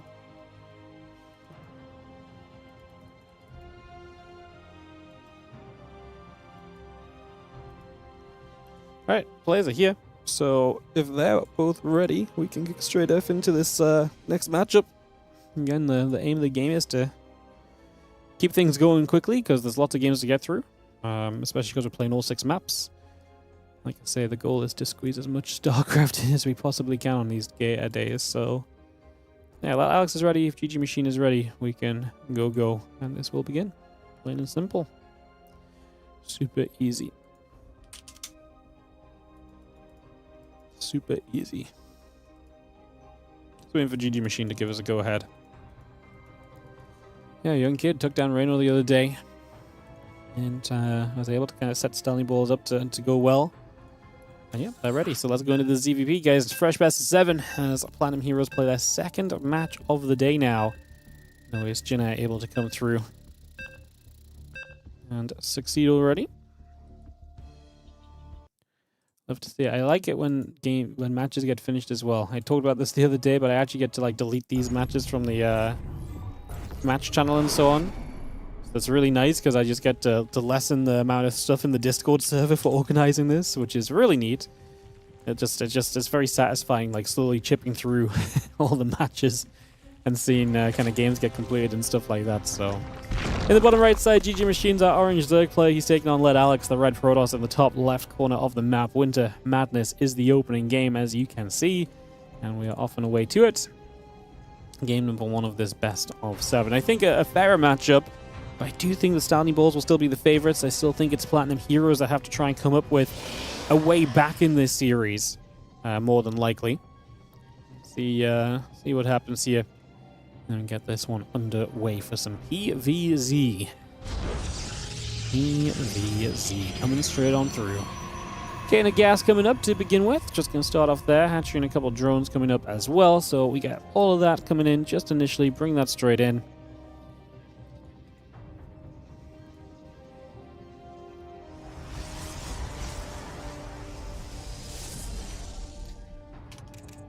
You even have Indy here now as well, so you guys don't have to deal with the Wardy observing. Oh my god, the stream just got better. Obviously, a bunch of people would have been covering the RSL today, I imagine, and I think that's maybe just finished up. Hence why Indy is joining us now. As you see, Hatch, yes, cool. Being the initial starting point of this, so just gonna start with that, get that underway, and yeah, see where we can take things as we have Hatch Gas Ball coming up, Cybercore on the way through, getting this built into play.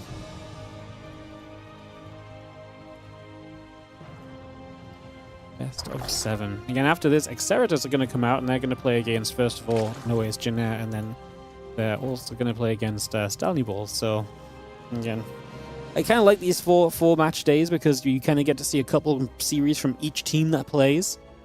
So obviously it's nice for them schedule-wise as well because you show up and you get a third of your matches in the entire tournament played in one play session. So it just means less days you have to take up overall in the schedule to participate in the team league. And we'll just take a moment to mention, of course, this event sponsored by Crate Entertainment. You can ! Crate in the Twitch chat or YouTube chat. I think it's in YouTube chat as well. But you can ! Crate and you get a link to their Steam page. They're game developers. They've made games such as Grim Dawn and Farthest Frontier. And they just love a bit of RTS, and hence sponsoring the Team League this season. The entire prize money is put up by them. So obviously usually we talk about support and this and that and whatever to help prize pools out. Now that's still all very true. It allows us to run more events, but this prize pool did not come from your pockets, guys. This one came from Crate Entertainment. So shout out to them. Check out their games if you get the chance. Appreciate you all. And appreciate Crate Entertainment coming in, showing some love, and allowing us to have the prize money to run something a bit different, I think that's the main thing. I always feel so responsible in terms of, like, doing more normal things when it comes to our main kind of chunk of funding for running events. So when Crate kind of step up, we can do things a bit differently and so on, and just, it is really nice. So big plus on that. Giving us this Team League for this month into next month. And of course, next month we'll be back to WardiTV events with the spring event coming through. Also, Team Liquid Map Contest Tournament coming up at the end of April. Going to be larger than normal, actually, so that's going to be kind of fun as well. Yeah. Fun setup. Going to be cool. As a Stalker, we're going to sit in the little bit of a gap there and just hold off. Drones, Overlords, and the Queens continue to build. So that will be produced for the moment. What's up, Papa Midget? The happy partner anniversary. One of like the guys that was here when the partnership was probably first made, to be honest. Ay. crazy business. Or maybe not quite, but honestly, like the first streams, I wonder who was around watching WardiTV in like 2014. Probably, I mean, probably a lot of you. Like realistically, probably some people actually were. I went full time I went full time in 2015, right? So I guess I went full time like a year after getting partnered, something like that. Yeah, very cool. All drones go down early.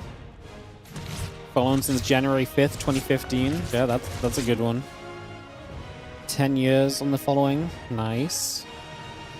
But who has the 12-year following? That's the question. Who's got that following for 12 years on their profile? It's the real challenge. It's gonna be seeing a couple of gates come through. Charging the +1 building up. Templar Archives coming by. We'll continue to get all of that underway. Rotor about to finish. Evo Chamber coming through. Hatchery in the lair continue to produce. Additional drones in production as well. Got a lot of that settled in here for the next few moments.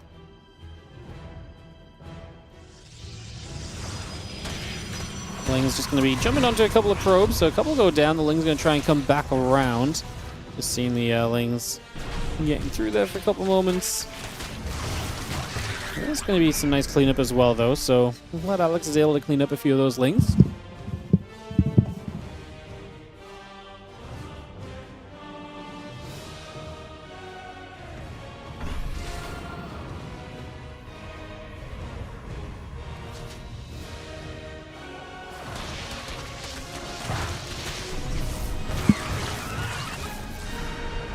So it's a couple oracles coming through. Archons setting up as well. Just for a second here as we just see a little bit of shots. Shot or two coming about. +1 missiles and the road speed coming about as well.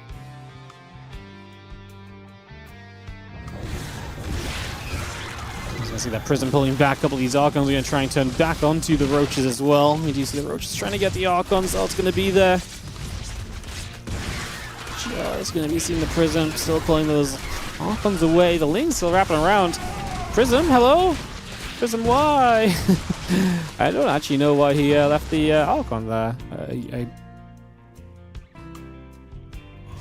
I don't know. Just a miscontrol, a bad moment to kind of maybe thought he picked both up. And just see Roach Ling coming back over. Again, the +1 missiles, the Musical Organs coming through. Infestation Pit and the Hydras continue to build about as well here. As you can see, one Archon dropping down and a Creep Chamber being cleaned. Queen's still going to try and hold its own and get involved as well for a couple of seconds. Well, Roachling Army building up into the Lurk Den from GG Machine. Hive also in production right now, so you saw a lot of these bits and pieces coming through right now. +2 Storm coming about. +1 missiles in the Grooved Spines building up as well. Just going to see the Hive coming in. Overlord's in the way. Oracle's just going to sit there and drop a little Revelation down on everything else.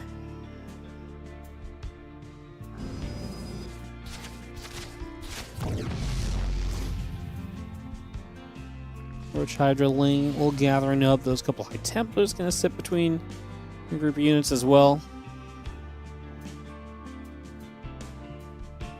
Storm is building. The +2 attack going through. Prism in the Nexus. All coming about as we speak. So just going to be seeing that Alex get into that nice kind of teched up army. We'll see how well he can deal with these lurkers, as obviously kind of GG Machine is where he wants to be at as well. He's gotten up to the point of tech where he would be kind of happy playing through at this stage. Well, that Roach Hydra gathering about. See that Seismic Spines coming through. +2 missiles. All those lurkers still coming over. Just having those couple of Lings is running straight onto this next on the left side. A couple of Zealots going to get in after the Lings as well. We'll be seeing the Spines, the Hatch, and the Lings still building by with the Lurkers in production for a couple of moments. Well, Army still pushing through the center. We are going to be seeing the Lurkers finishing them off in a second. Ling Hydra Lurker maybe thinking of splitting. Those Zealots already again pushed back. The Archon and everything else coming through as well. Big Protoss army, but you got to be careful about those lurkers. That's what the storms are meant to help you with. They can obviously hit the lurkers, maybe even force them to unburrow and relocate their sieges a little. That's definitely one big thing.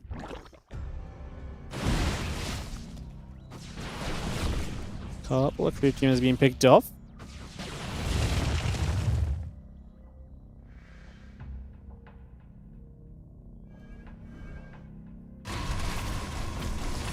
See the Ling's coming over. The Zealot's going to be there. Lings just get pushed back. DC +2 missiles and that Overlord speed all building in, by the way. So again, you just see GG Machine kind of happy to kind of keep adding on to everything here. So getting into all of that at the moment is we're just going to have Let Alex still settling in the middle of this map right now. 4 bases for him. I don't mind his army, but I feel like he does need to try and find something of a fight, because if we don't find something soon, I'm a little afraid of where this maybe ends up in the long term. Ling Roach doesn't find much opportunity. It's going to go the other way. Big army through the center of the map then, still stepping forward at the moment. Lurk is in position, just going to scare everything else off for a little while. A couple shots back the other direction there for a moment or two. Pushing that back the other way. You can see the Zealot's actually going to find the Nidus attempt, so it's going to be a cleanup. Don't think we get anything out of that Nidus. Could have maybe got 1 unit out, wouldn't have been worth it. GG Machine sends a few units over to attack the left-hand side, but they're going to be kind of pushed back pretty quickly as well, so not much going to happen there. Spire coming up, melee upgrade coming through. Lurk is still looking to try and trade, as you just see the Zealots and Probes again. They're going to get back onto another Nidus attempt, so GG Machine is very sure about trying to force his way through with this at the moment. So far unable to really find any kind of point of success with it, but you know, you win 100% of the Niduses you don't attempt to build, right? No, you don't win. You lose 100% of the Niduses you don't attempt to build. Yeah. You know what I'm trying to say. I don't mind him trying, because it does keep Alex kind of focused in on that as well, right? There is an aspect of like, okay, I've got to keep units back at home. I've got to keep watching for where that next Nidus attempt is going to be, and until those Overseers get moved, he can kind of keep picking between a few different locations very easily. So it's not taking much attention from GG Machine, but if it does go up, then it's going to be very devastating if a bunch of Lurkers pop out into the base. Maybe now as Alex pushes forward, we'll see a Nidus actually coming up. He's going to double Nidus. Okay, 2 at once. Maybe more of an issue. However, we do have the Protoss army right on the front doorstep here. Are we dealing with those Niduses? No. This is exactly what I mean. Eventually, they're going to go up, and now the production is going to get sieged. The Zealots running in to deal with the 6 Lurkers is probably not going to go great. We do actually need to deal with this. We are dealing right now with the attack across the map. Lurkers finally do burrow up. A couple Lurkers popped out of this Nidus as well. We don't have detection back at home, apparently. I'm going to recall a bunch of units into the main base to deal with those Lurkers. A couple of units over here get cleaned up in the end. Where Storm, we have the Observer as well, so that's going to be a major part of why we are able to kind of clean this up in the end, obviously. As we are going to see GG Machine lose out on all those Lurkers. I mean, Alex lost 14 probes here. Obviously lost some mine time as well. Honestly, I felt like it was going to be worse for... really thought it was going to be worse for GG Machine than how it's kind of ending up right now. So... Sorry, for Alex than how it's ending up. I think Alex actually dealt with this pretty decently. The recall home was the right choice. Like I said, GG Machine, maybe you burrow a bit earlier with those Lurks, but he was busy because of the attack on the other side, and you're just seeing these two testing each other quite nicely. I'm just going to try and lunge forward, jumping towards these Immortals, but if the lunge is used, there's always going to be that little scare factor of, well, what about the secondary Storm? Never came down there. This time 2 Niduses get found. It looks as though they're going to get denied, so not much to be found in that regard. And seeing that Tempest is still firing away and popping some shots in with Lurkers. Trying to hold that one. Obviously, having Tempest is nice. You see the Hydras trying to go on top of the Lurkers, but Alex is holding on to this right now. We do see the supplies favoring Let Alex, and the bank's actually pretty comfortable with Let Alex too. GG Machine has money in the bank, but yeah, not a ton of gas. He's going to already have built 8 Corruptors though, so he does have a pretty good amount of units on the way for that at the moment as well. He's going to see the Tempest, the carry, and the Mothership still building here. A couple more Stalkers get warped in for good measure. As we move, you can see that Overseer going to get jumped on. A couple Stalkers going to be able to jump onto that for a bit of damage. And again, Lurkers coming up, Ling Hydra coming over, +2 flyer attack upgrade, +2 melee, +1 carapace, all being built into play.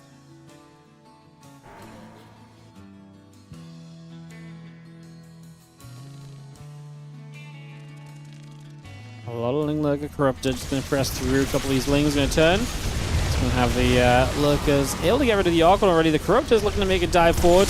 I guess the Mothership is the main target here, so they're going to dive straight onto that. And the Mothership dies pretty quickly. That's like bomb helping. Now the Tempest getting picked away at, and if you don't deal with these Corruptors and your Tempest get picked off, then these Lurkers are going to be a major issue. We have maybe only a couple of Storms remaining as well, so there's not a lot to really help you against these Lurkers outside of the Tempest. The Corruptors are still going, man. they're taking damage, but they are making their way through these Tempests, so there's not going to be a lot to deal with these Lurkers, and you can see the Let Alex supply plummets here to 130 against the 192. A couple of these Archons still being picked off, so they're still getting chipped through. High Templar gets grabbed, everything else is going down. This looks as though it's going to be a cleanup in the end. Wow, GG Machine gets it done, but it took a little bit of effort. Felt like that Alex actually really had some possibility and some opportunity at points here. Just didn't quite have the finishing touches maybe needed in the end. So we're going to go to Taito Citadel for some PvP up next, guys. Shameless against Art will be next on the list of games to get through before we trick ourselves into a little bit of 2v2 action. So, get Art against Shameless on the way up here. And get this ready to go. Perfecto. Drop the invites down. Like I said, I'll kick this off in just a second and get straight into this game 2 of this BO7. And welcome everybody. Hope you're all doing well. Thanks for joining us today. Good to see you all. Thank you for being here as we kick off into this next game. Go GLHF says Shameless, but we actually do need his opponent, otherwise we can't actually start. Oh. Man, why does my stream keep pausing today? I don't know what it's doing. Every time I tab over to a different tab, my stream pauses. It never does this. It's really annoying me because that means I have to repause it, and otherwise I think that it's on the wrong scene or something, and ay. Annoying. Annoying.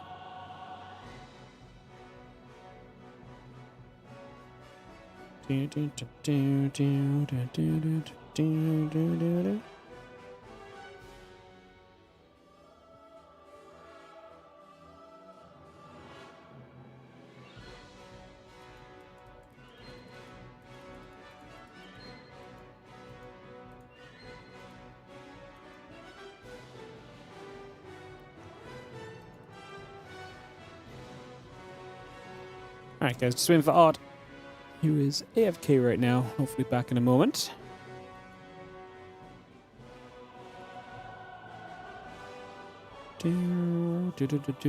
Shameless is here. Go and GLHF. And after this, we've got Shameless and Yakov teaming up in the 2v2 against Eba and Let Alex, which will be fun. Some more Zerg Protoss versus Zerg Protoss. And then we do also have in the match after that, then young Yakov against Art. So Art's going to play twice actually in these next few games. And then Nikoract against Fjant. And the final 2v2 will be Nikoract and Shameless against Fjant and Let Alex. So a little bit of a mix-up of it all.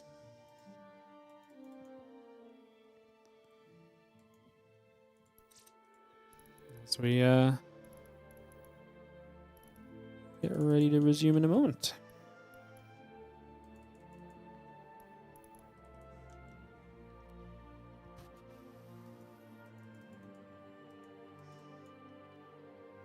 Alright guys. I guess they're just waiting for Art. And we can go. Very soon.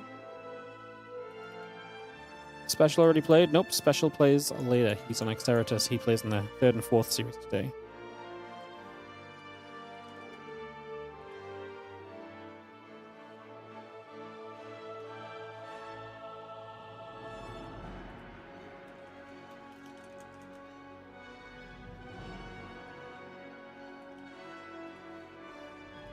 Coolio. Alright. Yeah, until we have a player back. Just have to wait a moment, guys.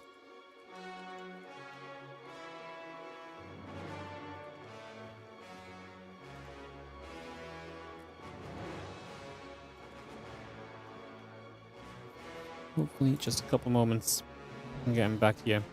If he remains AFK for too long, we can maybe jump ahead a game or so until he returns, potentially.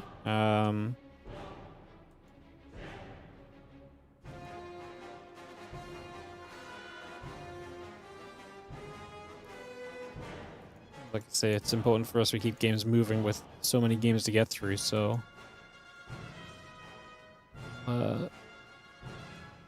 Try and figure that out, guys. A moment or two.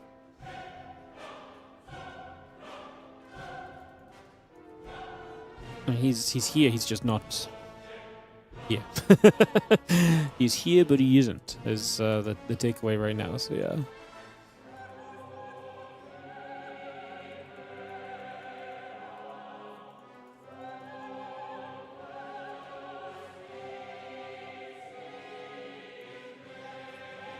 Maybe he was here is a better way of phrasing it. Obviously, he's here in general because we also saw him play earlier in a 1v1 and a 2v2 as well.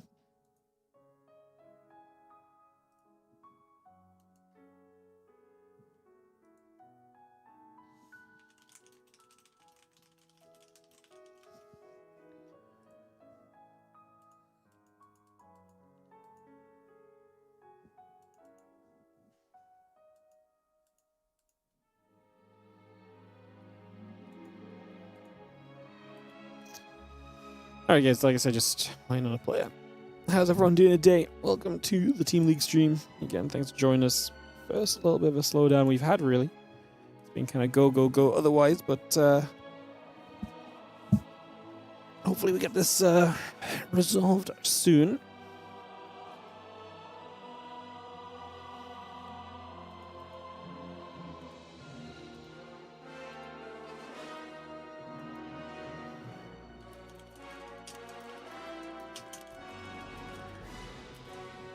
Ah, he just came back from being after. Perfect.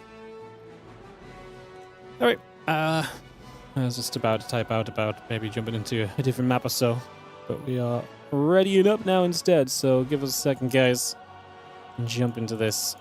And go as called. So it's going to be a little bit of PvP as Platinum Heroes look to try and pull themselves back, and once again, just still looking for that first map of the tournament.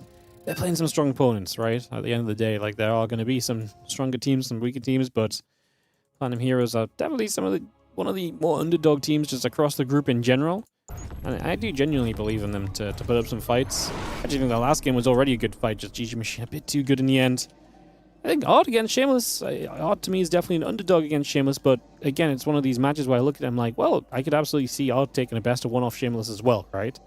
So the question is whether this will be the best of one where he is able to do that to tie us up.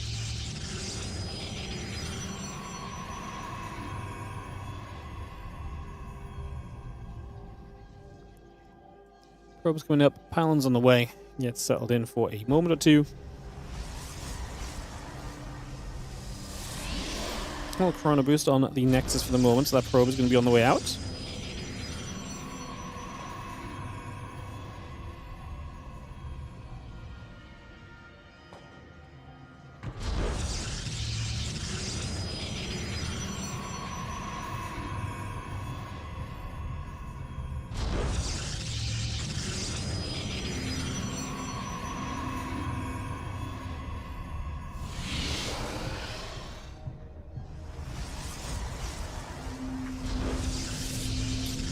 Alright, Chronoverse coming through, Gates and the Assembly is coming up, and gets settled down here as a couple probes will maneuver around for a little bit to start us off.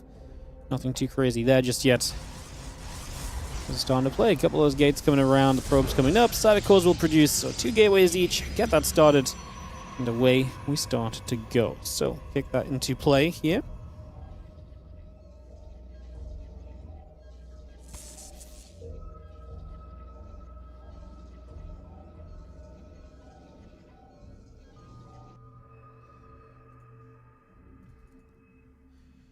Again, Cybercore gate settling. It's going to be seeing the violence still coming through, get that set up. There's a couple gates extra coming into play. So, again, a lot of these little bits and pieces just coming online. Nothing really too wild just yet. You can see a little cheeky robo facility going down, which is just so common for the matchup that we're not going to scream and shout about it. But it does give us an idea of where we're going with this. So, Shameless is going to become the aggressor. Odd, I would generally say if I had to predict a build from Odd, he's more likely to kind of play an expansion in a PvP than kind of be the proxier. And that's kind of running true so far in this game. It's kind of just who Odd has been for a long time. I just know that he can't proxy in the PvP. Just to see him expanding also doesn't have me like shocked or anything, you know. And do you see that hallucination moving out over the left-hand side? So we'll go for a scout here soon. Stalker the Sentry. Getting a bit of a cleanup as well for the moment. Misses the Robo with the hallucination, unfortunately, right? So he does not actually get the info that this is over here. So that is very unfortunate, because otherwise you could have picked up on what's going on a little bit sooner already. That obviously would have been very good for you. Information is typically quite critical. So yeah, picking up on that a little earlier on would have definitely not gone amiss. A couple of Stalkers already putting themselves across the map here. The hallucination flying over is going to get tapped for a little bit as well. Let's see the 2 Stalkers still stepping by. They're going to try and come over as well. 2 Stalkers and 2 Sentries defensively, moving back the other direction. And the Immortal in the Warp Gate also continuing to build.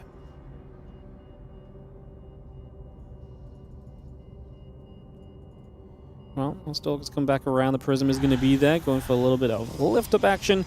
It's going to take those over toward the main base here. So 4 Stalkers to start us off, and behind this we are building an Immortal. There's going to be a Robo coming up from Art. Let's see how well he can do to kind of survive until he gets that defensive Robo up and into play. Because, yeah, he's probably going to need it to help him out here. Let's see what happens. Let's just have a few Stalkers able to get in. After that Prism, it's already taken a good chunk of damage, so good amount done there initially. Stalkers and the Sentries gathering back up to reheal and go for more. Prism warps in one more Stalker.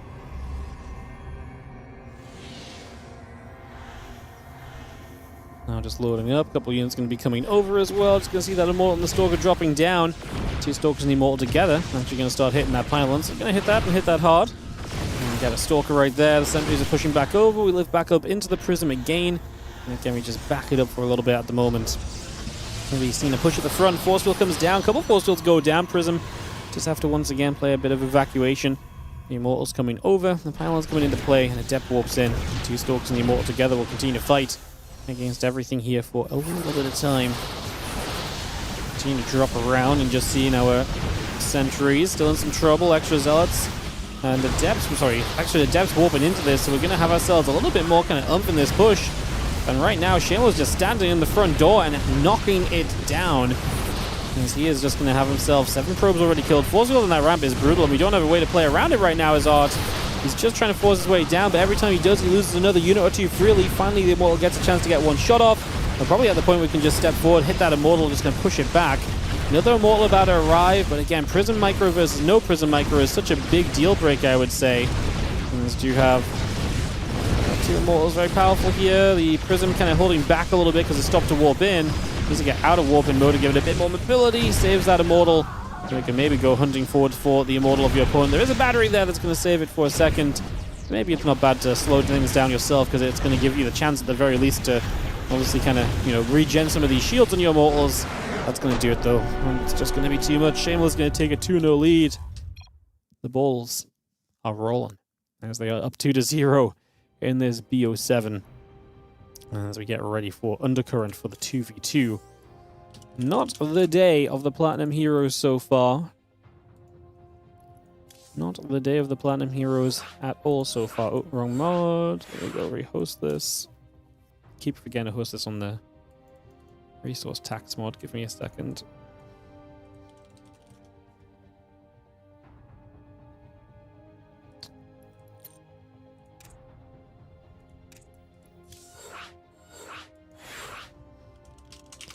Alright, well, set up for some 2v2 here then, guys. And yeah, this is ready to go. It's going to be Alex and Eba, right? So Alex and Eba are going to come and play this one against Shameless and Yakov. Art will be back to play another 1v1 against Yakov, actually. That will come up after this 2v2.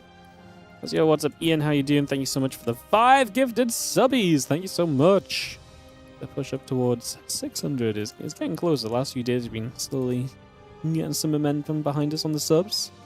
Appreciate the support, man. Thank you so much. They go out to Mills, or Miles, Nagi, Dezu, Kokoka 3, G Maka 1 MP, and Crate. Oh, Krate Gus Makrakantha. Ooh, coming in from Japan? Missed the last few streams? Hell yeah, to Japan at least. I really want to go to Japan. I really want to go to Japan. It'd be freaking cool, but alas, I've not had the chance yet. Hope you're having a great time, man. Thank you so much for a few gifted subs. Appreciate it. Sick? Yeah, I bet it is. Yeah, I really want to go. It's definitely on the list of things to venture into at some point. So I'll just get Yakov to swap colors here, guys, and we're otherwise ready to begin this game. So we're pretty much set to send this. Ready says let Alex, Iba. Waiting for maybe a bit of go ahead from him as well. Ready is called. I think we're good to go. No, we're just waiting for Yakov and Shameless still, sorry. So Yakov and Shameless, and we can confirm us to go, and we can actually go. Yo, Lika, thank you so much for the 3-month resub on the Prime as well. Hello, thank you so much for the 3 months. And Basic Adam with the 7-month resub on the Prime. Is this a good time to ask you guys to prime us up? We appreciate it.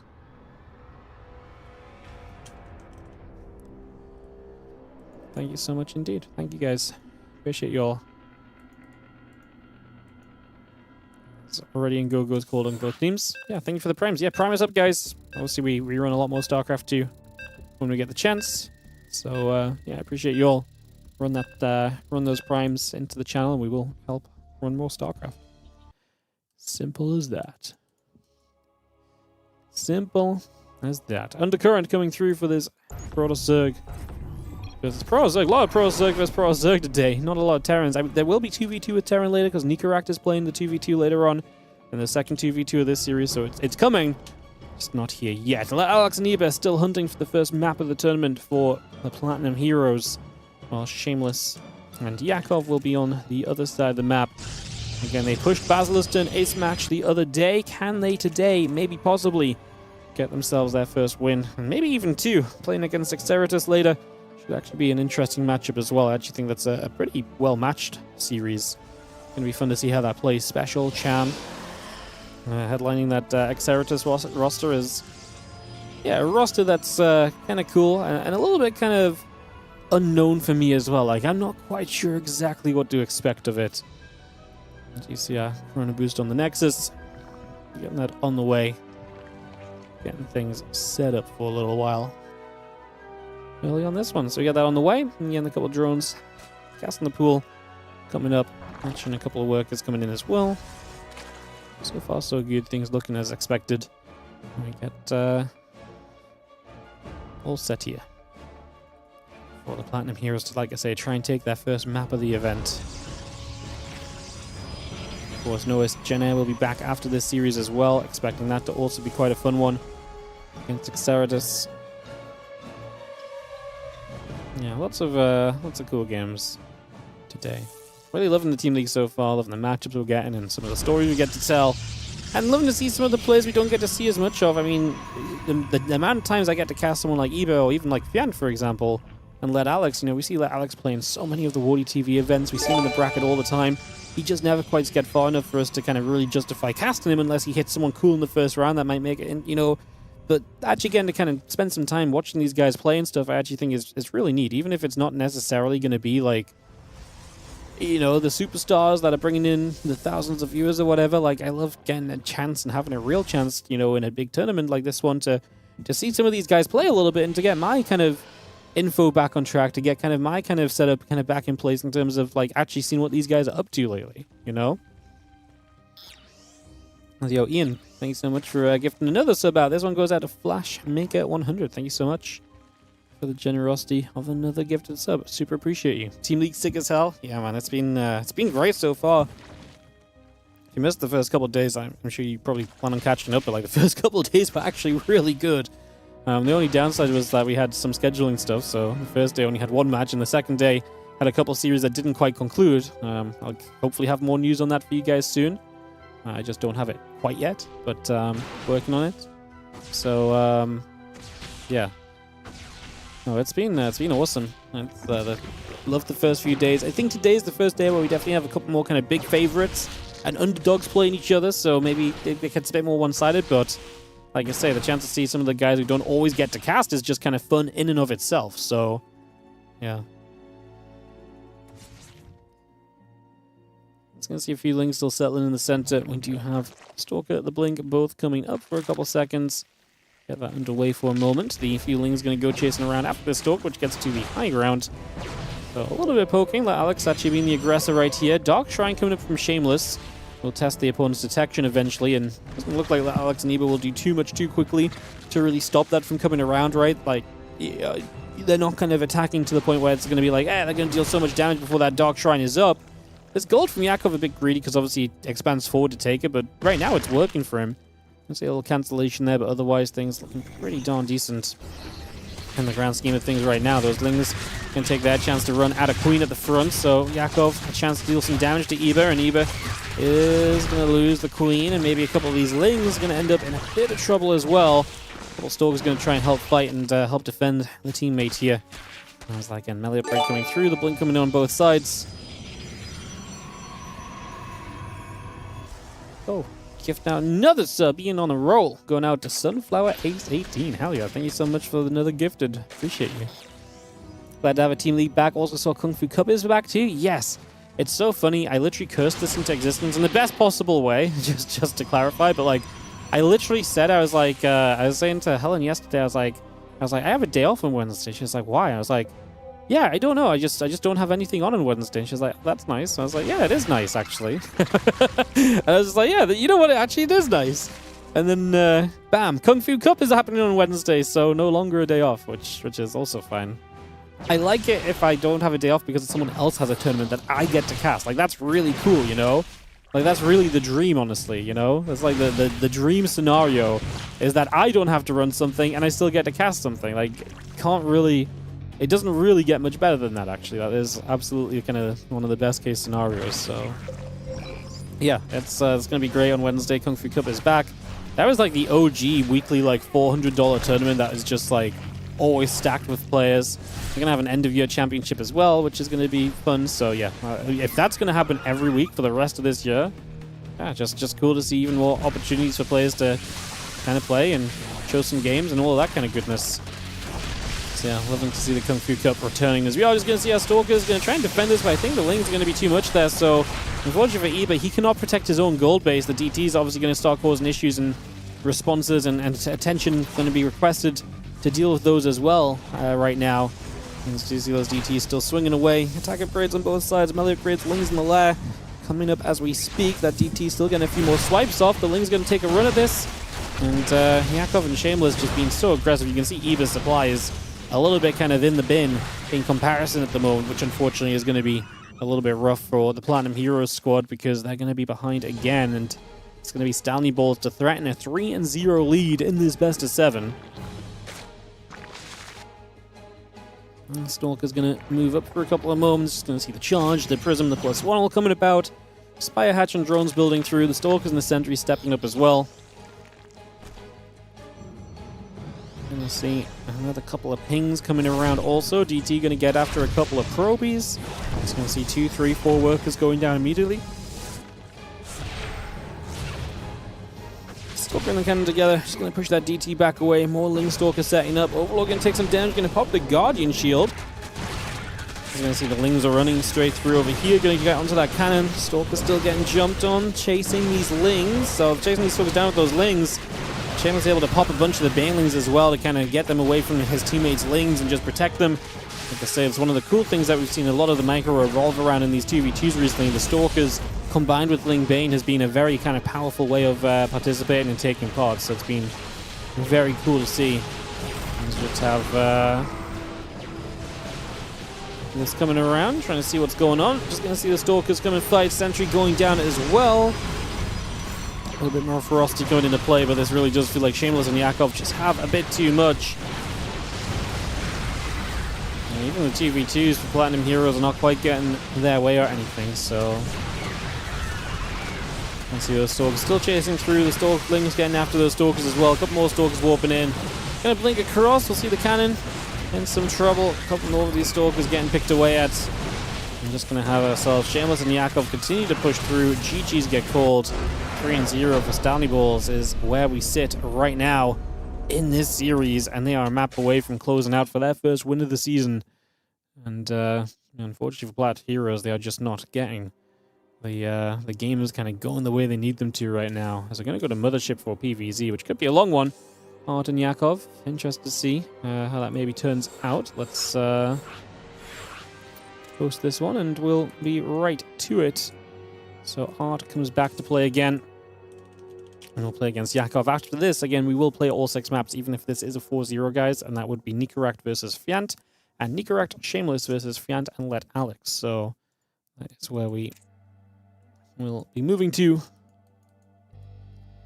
And it's like I say, we're just back to waiting for Art for a second, but this time I actually have some ads to play. So we'll run those ads, get ready to resume in the next couple of moments, guys, to continue through Team League action, day 3 of the Team League here today. All right.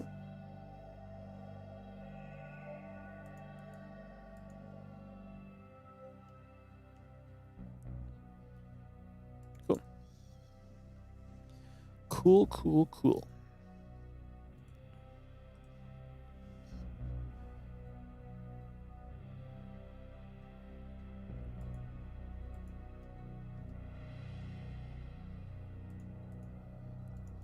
All right, just waiting, guys. You guys know the drill. Take a moment and get a play here and get ready to start up.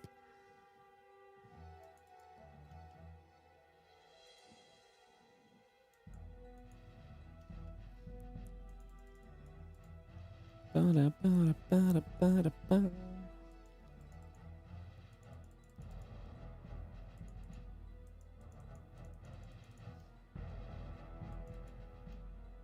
Bum, bum, bum.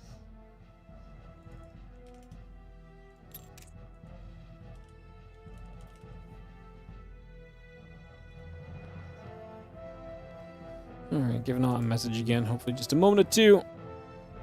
I get back to it. And again, after this one, No Ace Jin make their return to play against Xeratus. It's going to be Creator versus Eggs. Cham versus SOS. Eggs and SpeCial versus Creator and SOS, and then Eggs against Rogue, SpeCial against SOS, and yeah, Cham SpeCial against Rogue SOS. Doesn't they used Eggs twice? That's actually going to be a fun one to see play out. And then we wrap the day off with Xeratus versus Stanley Balls, Cham versus Nikoract, Eggs versus Shameless, Eggs and SpeCial versus GG Machine and Shameless. SpeCial versus Yakov, Eggs versus Shameless, and we wrap it up with Cham SpeCial versus Shameless. Yakov, of course, throw an ace match in there if we get to 3-3 at any point today as well, of course. But that ain't no guarantee, so we don't know if that'll be the case or not. You get ready to go?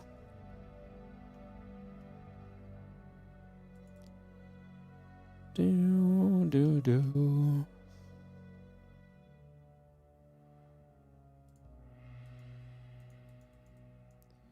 Alright, Art joining us, and we are ready to go. So, Mothership coming up. Yakov readies, Art readies. Perfect, let's just kick it, guys. Let's send it into game as we go to Mothership here. Get this ready to play. Alright, 3-0 right now for SB against the Plat Heroes. As we kick this off, let's go into Mothership. Some more 1v1 here for the next couple of maps. Like I say, even if this goes to 4-0, guys, we do play all 6 games. So just a reminder of that for you all. That we see 6 games in every series, no matter what. The only time we don't see 6 games is when it goes 3-3. Then we see 7 games. So just a little reminder. As again, hope you're all having a wonderful day and a wonderful weekend. I completely forgot it was Saturday today somehow. As in the top left, Yakov is our red Zerg player. In the bottom right, Art is our pink Protoss. Game 4. As Yakov could get Stanley Balls their first win, and then they'll just be playing for some additional map points after. That's the way of things at the moment.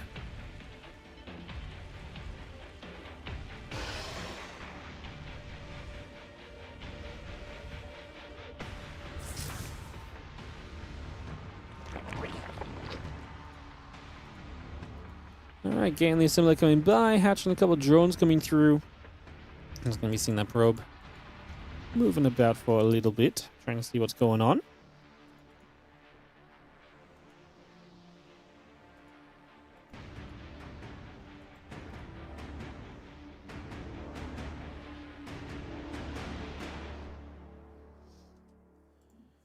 Pretty peaceful close couple moments, which is nice.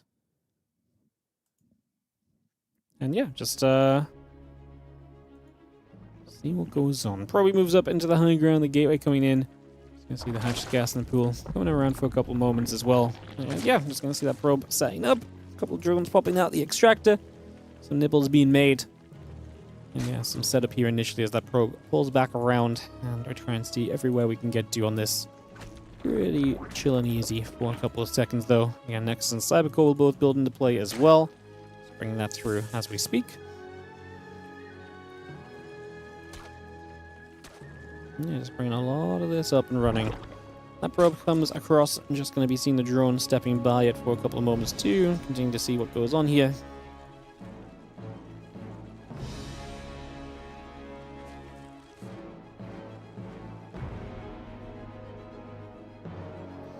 If a team wins 4-0 and the rest of the games play out and the losing team takes some maps, do they benefit from that? Other than the fun? So, generally speaking, map score is very important for tiebreakers. And so, it's one of those scenarios where it's like, it's not always going to make the difference, right? Because match score is most important. And honestly, in this season, there's not a lot of that. Like, if you don't make playoffs, it's not like getting 4th or 5th in your group makes a big difference either, unfortunately. Typically, map score is the reason why, though. And map score can change tiebreakers. So, map score is important. So, yeah, map score is important. Like I say, it's maybe not super important this season. So this season, I'm not going to lie, the 6 maps is more kind of just beneficial for us as viewers. But obviously, there's a reason to try because, tiebreakers mean something. And there's nothing to say that 4th and 5th place might be the difference of having to qualify into Season 11 of the Team League versus just being invited back if you want to play next season. So, it's one of those things that right now there's not prize money difference maybe that's going to differentiate what map score might differentiate, but there is possibility that we use the standings from this season to potentially do invites for next season or so as well. So, yeah, that's basically it. Like I said, I'm not going to make it out to be some crazy thing. It's not ideal. Like I said, there's definitely a couple things I think to be worked on in the format, especially if we want to do all games played. The problem is if we don't do all games played and then we have a day where we only get 2 best of 7s, 8 maps potentially is very weak, and it really it makes it very difficult to kind of justify the cast and stuff, so it becomes kind of tough in that scenario. So that's why we have the 6 games played in place. Not that we have we didn't plan to have any 2 series days, but day 1 of the tournament we ended up just with 1 series. Unfortunately, that went to a full ace match, but it's the kind of thing that just gives you a little bit more wiggle room just in case in those sort of scenarios, right? So in that regard, it becomes a little easier and so on. Just going to be seeing the Twilight Council Nexus building through, those couple of depths building by as well, so bringing those up, getting those running for the moment. Roach Roaring coming through, the gates and the now resonating glaives coming up as well. Just going to bring that straight by for a couple of seconds there.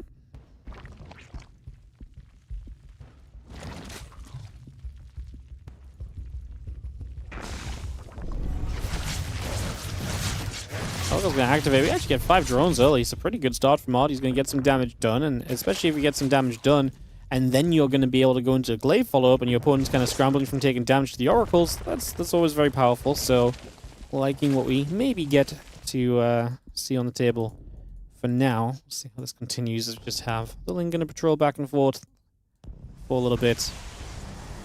Still going to shoot. Ling will take some damage. A couple of depths going to be there. Ling gets caught as well. It's going to be seeing the Oracles continue to pull by also, so we just take a few moments moving on through.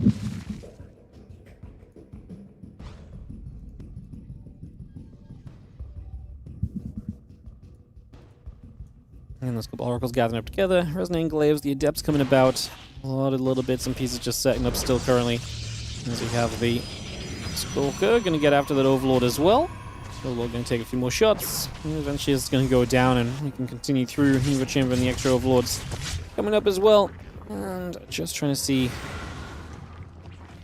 where we go. I mean, overall, the Adepts now, it's that chance to kind of start dealing this damage, right? So let's see if we can deal some of that damage over these next moments. Adepts going to shade a little bit. It's going to threaten the main base. Still yet to see really kind of, like I say, damage come from these. We're going to kill a Queen off. Killed some Lings. Now we're going to actually get a mineral line and actually get rid of some drones. And we shade again. We're going to get down to this mineral line. And now Yakov has to pull these drones again.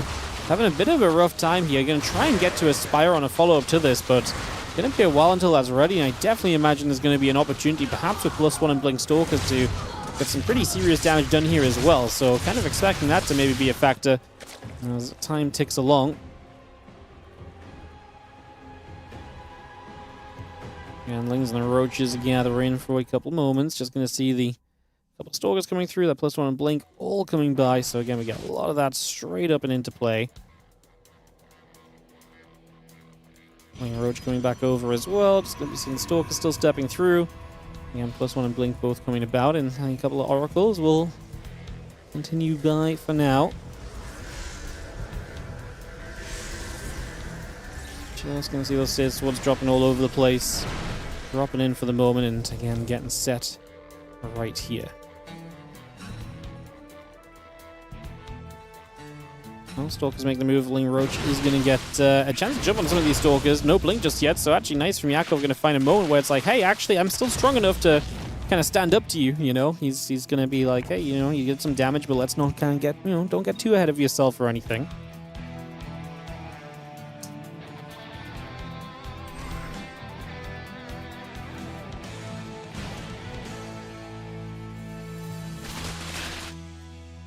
There's a bunch more Stalkers just coming through. Just going to be seeing a couple of Queens are going to be there. The Oracle's getting pushed to the side.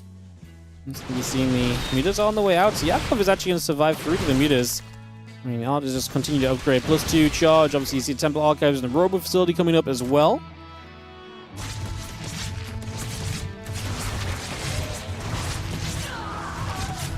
The drone's going to grab up. We are going to see the Queen's going to get that to push back. We see the Mutas coming through as well.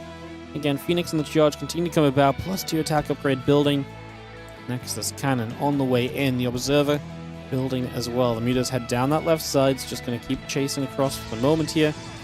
And just going to be heading their way toward the main in the next few moments. So we get that into place. Just going to fight. A couple of these Stalkers taking damage right from the get-go. Going to grab another Stalker right from the get-go as well. Mutas get there. Phoenix gets picked off. A couple more Stalkers go down. Now we're going to get ourselves onto a pylon as well.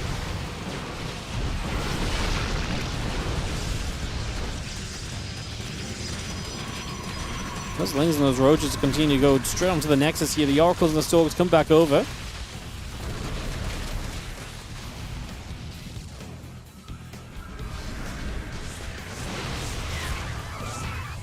So we've seen the Storm and the +2 still going up. Melly and the attack upgrade coming up as well. The Flyer attack being that attack upgrade I'm talking about. These Mutas causing some trouble. I mean, like I say, we're getting stronger here as art, but we got to survive for that strength to really kick in. Storm going to be done, but we're not going to see a High Templar in sight. And Yakov currently overrunning.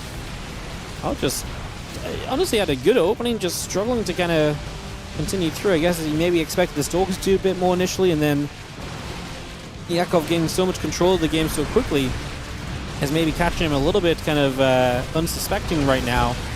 Those Mutas are still going to try and fight those Stalkers. We will continue back and forth. And Phoenix doing some damage as well, but we've just straight up fought those Stalkers, and we are going to lose that fight. Yakov looking to close this series out. 4-0 for the Stanley Balls. They will take the 4-0. And Platinum Heroes, unfortunately, today is not their day, as they are going to be on another match loss. We'll play the last couple of maps as mentioned, guys, and we'll obviously see if they can maybe just grab a game here somewhere. We're going to go to Ruby Rock for Nikoract versus Fjant.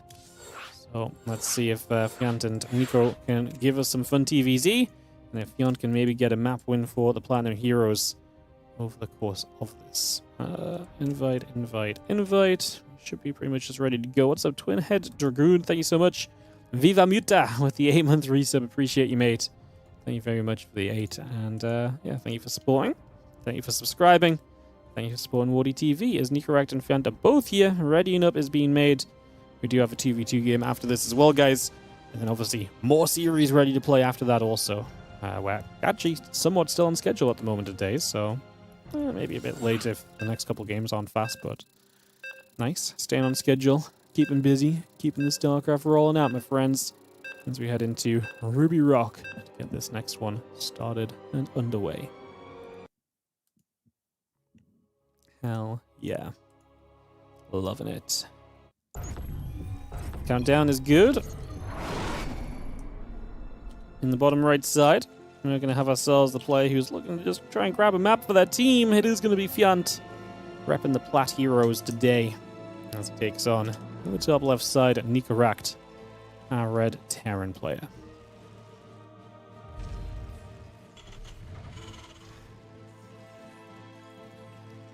Nikoract, again, opened the entire team league. Set the entire... words hard, man. He opened the entire team league with an absolute crazy win.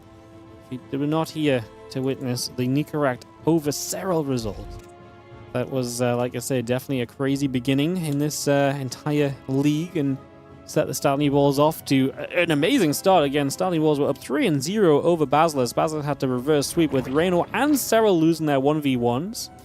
It was triggering Goblin that got the 1v1 wins, plus a 2v2 in the end. And then finally, SpeCial came into ace at the end of it all. It's going to drop a hatchery down over on this one. Put that in position initially. And get this underway. So a little bit of hatchery blocking and proxy hatchery in general right now.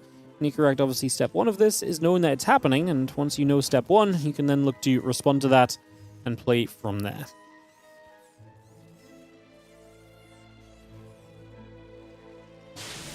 Reaper, Orbital, both building up. Hatch, Gas, and Pool coming in as well. We see a drone just building up. That reactor coming through on the barracks. So we are going to go reactor straight away. He does see the hatchery. Now he's just going to go into the CC. So the reactor straight away is going to start giving you a lot of Marines very quickly, which does give you a little bit more firepower more quickly than if you went Reaper and then just kind of individual Marines. So that'll be interesting. Hatchery back at home from Fjant behind this as well at the moment.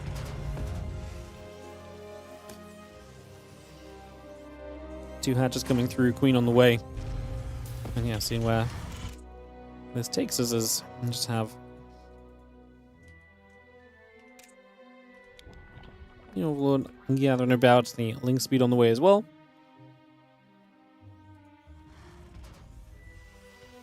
And yeah, commands into factory building at the moment. A couple of Marines coming through. Is the scoreboard correct? Yeah, this is a 4-0, but we play all maps in the best of 7, so we play for map score, even though the series is officially done. The match win goes to Starting Balls. We play all games no matter what. The other thing, so I guess another reason about the all games situation, guys, is obviously, say for example, we have a game that has to be pre-played. Say game 6 of a series has to be played before the live time. And then obviously on the day we cast games 1, 2, 3, 4. Ooh, the Ling's actually going to catch it. That's kind of a pretty darn big deal. Jeez. But imagine game 6 gets pre-played and we play the live games, we cast games 1, 2, 3, and 4, and it's a 4-0. We still already have game 6 played, so as well, it's like it doesn't make sense not to cast it. So the overall, overall it just makes sense to play all games of a series than to cut them out. So yeah, just another explanation why I think it makes sense. I have a lot of these. I'm ready to defend the all games played factor of this tenfold if needed, apparently. Ay.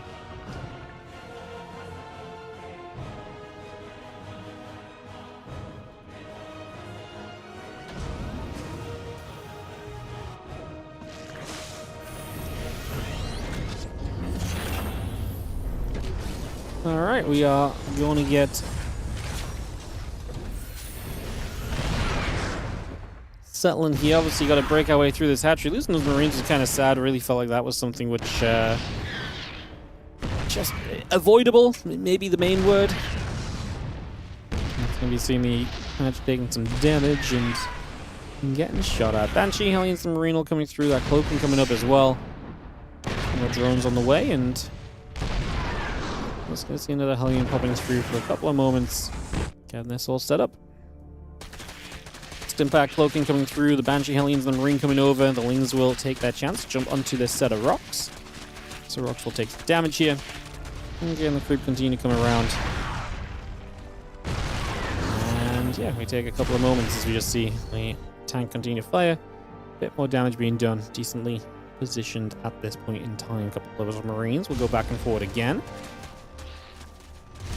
Just going to be there. A couple of Hellions going to get jumped on. Oh, Ling's going to make a dive for this as well. Also looking to just get across and get some damage done. Pretty decent dive. A couple of Hellions getting caught. Some damage being dealt. Banshee, Hellions, and the Marines together will get after that Queen. And again, a bit more damage being done. So we finally push this back. Obviously, going to have to push the creep back as well. The creep already being established. is an issue kind of in the long term, so we need to kind of get on top of that a little bit at least. Again, the Hellions in production, banishing the Marine coming through as well. A lot of that continues to come by. Gonna see a couple more drones popping out as we go. Drop a Bane Nest down, so preparation for the next stage of this game from Fjant coming through at the moment, so getting that up and running.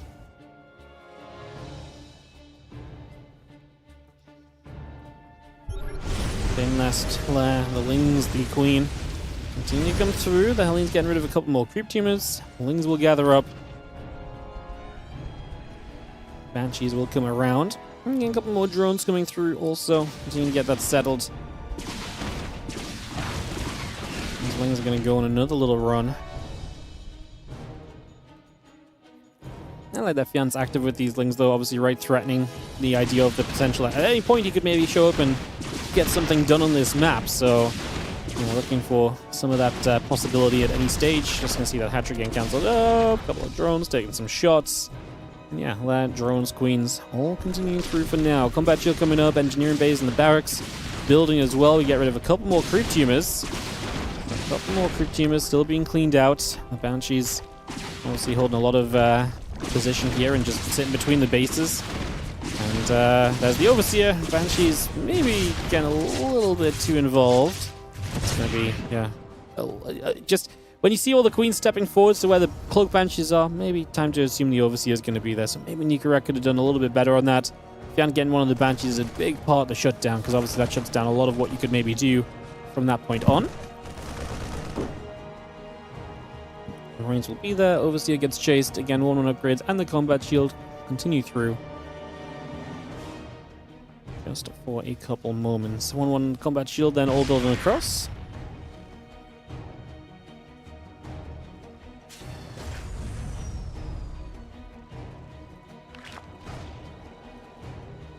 Overseer sets up again. Bane speed halfway. Melee upgrade still coming over.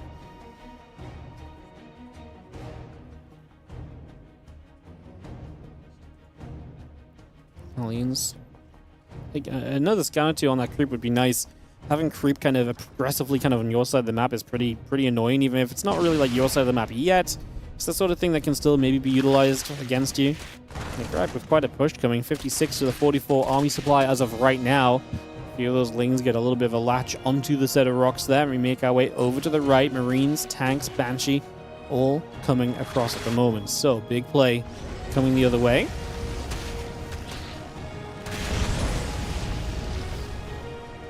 Hellions, the Lings, they gather together there. So again, trying to see what else is going on. Just going to be seeing a little bit more movement. The Lings getting caught for a couple of seconds as well. Just going to be seeing the melee upgrades coming by, the Hydro Den coming up. Marine tank continuing to settle just for now.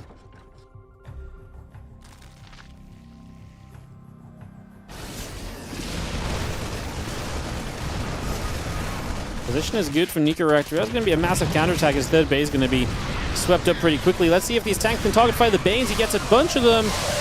Okay, Bane's got the first group of Marines there, but not too much else after. The counterattack is going to be annoying because it's going to stop reinforcements getting over here. Nikoract unsieges tanks to move forward a little bit, but then he's not really making enough progress, I don't think. Fjant down the upgrades, though. No melee upgrades for him just yet, and honestly not enough Banelings really here to truly shut this down at the moment. Marine's still going to try and get aggressive, jumping back onto these Queens. One Queen going down. A couple more Lings getting blasted by siege tank fire. The position of Nikoract is actually pretty darn good, but I actually do wonder if just more Lings is going to be an issue because he has not been able to reinforce. The counterattack having kind of two benefits to it. First of all, the cleanup on the other side and getting some workers. Secondly, then just keeping the reinforcements on that other side of the map, so this attack cannot be reinforced. Eventually that becomes a big deal. His medevac will go down. Everything will die here expensively, because Fjant loses a lot of Lings, and I say everything will die. Maybe those Marines actually just get to run away, because apparently we did not have enough Lings in the end. 2-2 starts from Fjant, so he goes instantly to the next set of upgrades. So from the upgrade deficit to what will eventually be an upgrade lead if things continue in this regard. The Marines step by, a couple more creep teamers being picked off, the Hydras being chased down, a couple drones going down the other direction, 2-2 upgrades continuing by, Ling Bane coming up. A couple more drones being picked off. The Marines turn back around. They get a Hydra instantly. These units on Nikoract still finding value. This tank a bit too far away. Absolutely savable, and is saved in the end. Just in case We thought the opportunity there was gone. It was not. The rest of this Lingbane Hydra is still chasing upwards. The Medivacs just going to go load up for a second or two and just going to be seeing everything else gathering in right there. A couple more Marines unloading, resetting for a couple moments. Lingbane Hydra still coming around the right side of the map currently. 2-2 from both sides. Again, the Muscle Augment's coming around. Continue to get this set up. See what else can be done.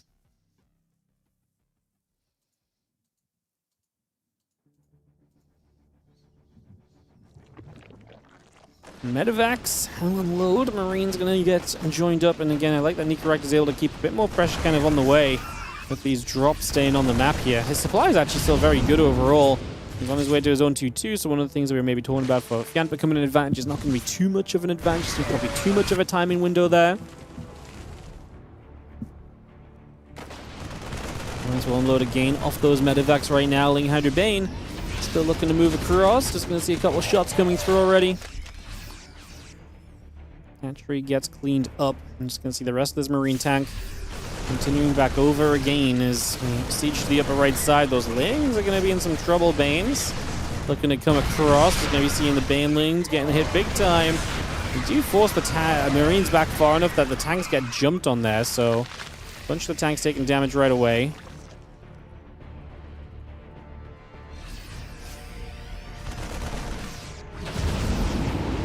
Fjant is going to send this. I mean, you've got a bunch of the units up in the Medivacs, a bunch of units caught over there as well. It's absolutely time to send it into this mineral line. I like the decision. Let's go. It's a lot of SCVs pulled in from Nikoract. You're going to see his work count absolutely melt away here.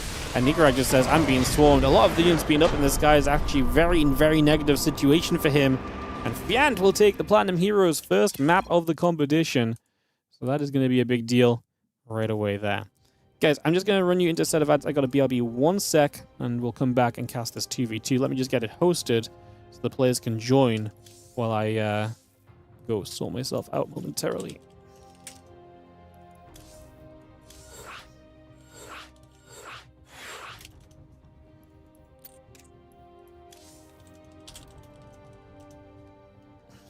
Yeah. How many times am I going to host this with the wrong freaking mod?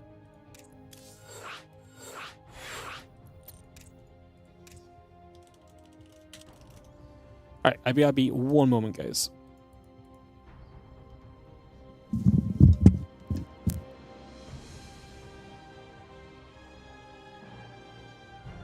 Hello everyone and welcome to the WardiTV sellout button, where we press one button and tell you guys all the ways you can support the stream and the StarCraft 2. First of all, don't forget to like and subscribe on the YouTube channel if you're watching over there. And secondly, if you're watching on Twitch, you can hit the follow to see when we go live. On Twitch, don't forget you use your Prime subs. They are free and they are awesome. If you do not use your Prime, we will say you're committing a crime.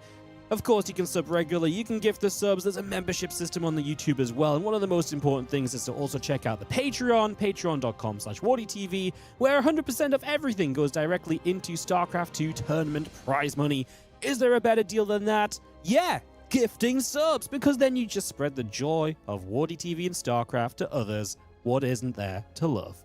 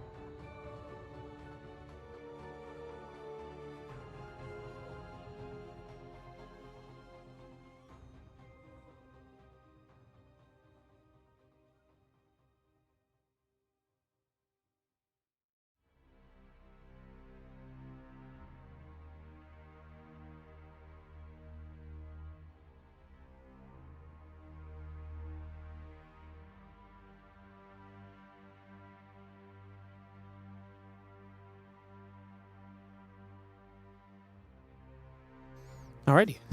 Hello. Did I win this chat the tourney I attended? No. I won nothing at the turn I attended, naturally.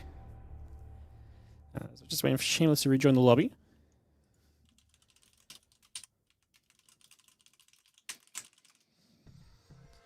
We'll get ready to go into Fjant and Alex versus Nikoract and Shameless as Shameless just relogs.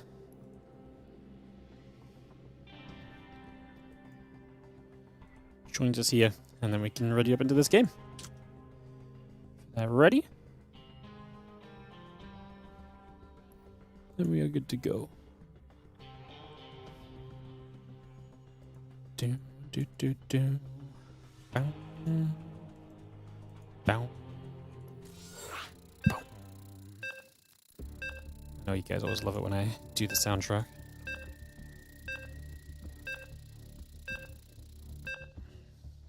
Counting down, Gem Garden coming up for our map, guys. Gonna be into this in just a moment. Game number 6, so final game of this series. Then we go into the next match, which will be NOA's Jinna versus Ceratus. Be exciting to see Ceratus for the first time in the main event. We saw a little bit of them in the qualifiers, and they were the 3rd place team. Just about able to qualify through in the end. There's lots of pinging at the start of this one. I always love to see the pings and teammates immediately trying to coordinate with each other and figure out what's up.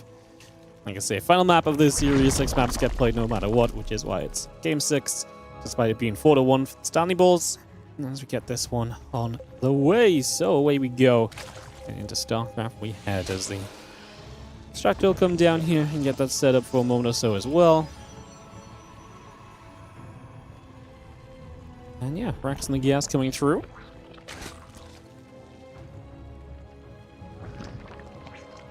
Getting the assimilator coming through, gas and the assimilator. Yeah, everything coming by, nothing crazy yet. Craziest thing is I'm on the Indy camera and he's AFK. There he is. Indy always takes a moment at the start of the games to kick us off in. Ping, F2 move, easy win, yeah. Easy win. Ain't no problem. Rex coming up. Getting set for a moment or so here. Get underway. Again, Rax in the gate coming online for a little bit right now. Get this started. See where we're going to go.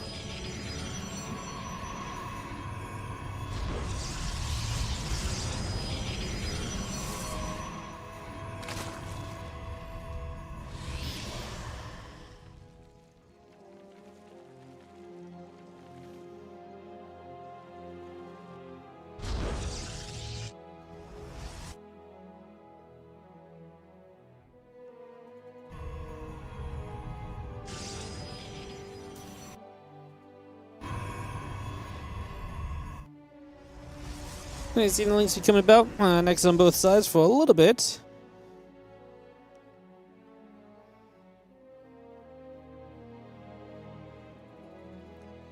Again, link speed the hatch coming about. Take a few moments.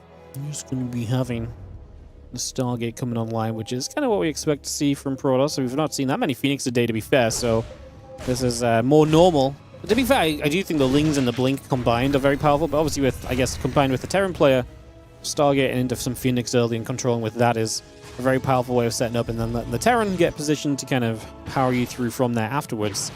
Let's get a Stalker already hitting. Pro taking some damage initially. A little bit being done there at first.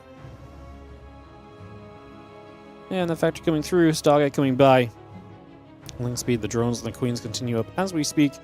That depth still heading over. The Watchtower is going to be a prime target for us to kind of clear out here and deny some vision of. Gem Garden, very, very nice map for kind of the longer games. Definitely able to kind of split up and kind of split map on quite easily.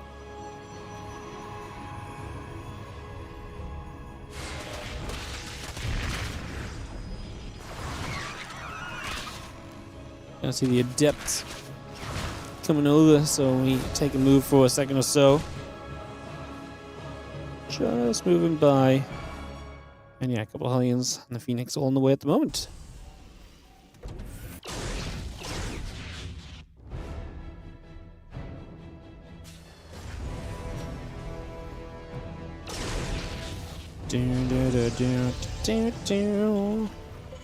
Alright, Well, Oracle still moves about. Roach on the hatchery coming through. A couple lings on the drones. All building by as well, so a lot of that coming up. The Queens can get some damage in to push the Oracle off to the side.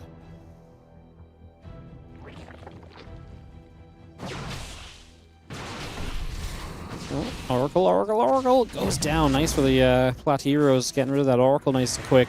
It is a second target. It is going to be a lot of Phoenix here out of Shameless, so we start to move straight to that. The Lings get a good catch. The Adepts are going to get caught. 1 and 2 both going down immediately here, so just going to get those caught, picked off, and cleaned up. The Reaper and the Hellions continue over. Some Zergling's going to start getting roasted there. A bunch of those Lings begin to go down, in fact. Again, the Stargate and the Phoenix continues to come through. So we have that second Stargate. It'll finish very shortly. Lab building, assimilator and the gateway coming up. A lot of this still coming by just for now. We have another ping coming about as we continue to try and see just what else is going on. And the Hellions taking down a Zergling on the other side, so a bit of pressure still from Nikoract there. Trying to keep control of things. The Phoenix really will again add up and lead to a lot of harassment, you'd imagine, in the coming moments. So expect that to be a factor. We'll see the Phoenix coming through, getting some drone kills as well.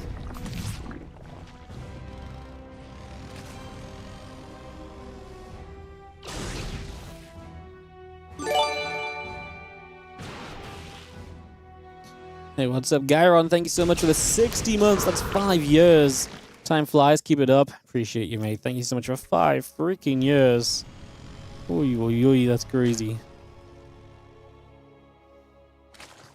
Alright, Roach speed coming about. The Roach is still producing. We do have a Phoenix able to get in after the Overlords.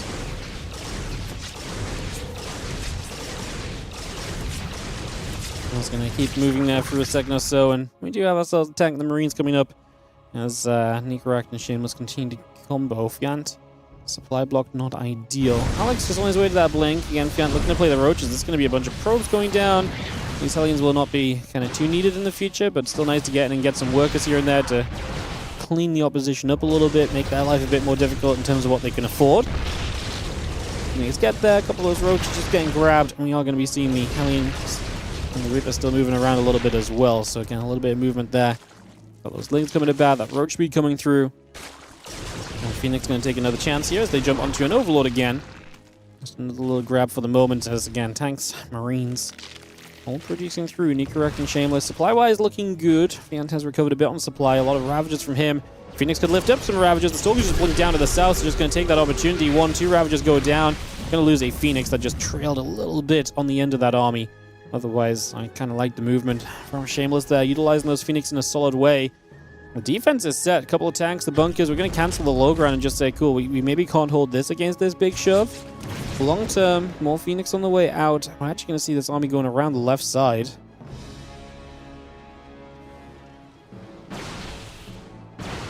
Well, open these rocks. Tanks moving further forward, but they're looking to defend the third rather than maybe this left side, which is actually where the attack comes from. Yeah, well, you know, honestly, that might not be a terrible thing, because they might still be positioned okay, but obviously the bunkers don't get as involved here. The Ravagers getting absolutely destroyed. Let's see if these Storks can make a difference. Going to lift up a bunch of them. Just again, Phoenix basically saying, can we take enough out of this equation that it just doesn't matter? And I think that is enough, honestly. These Stalkers are getting melted. The Ravagers are already gone, by the way. The Phoenix did a great job of picking those off. And as the Phoenix continue to just spam lifts, this is going to be way too much. Well, Alex's supply drops to 56 in this situation, so his supply is absolutely down. And a little bit in the bin, one might say.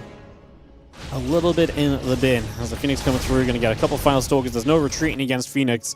If any amount of Phoenix are retained after a fight, they're going to chase you down.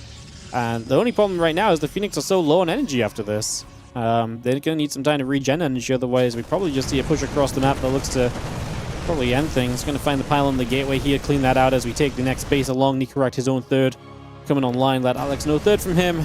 He's still on 55 supply only. He has a few Stalkers, but the Phoenix just going to use some lifts on just harassing the Zerg as well. Make sure that Fjant is going to struggle. He's at 110 supply, but what is he building? Ling Roach Ravager is not exactly ideal. Not when these bio units have so much good support in the form of the Phoenix to take some of the chunky units away. Going to get a Ravager there. It just instantly dies when it gets lifted.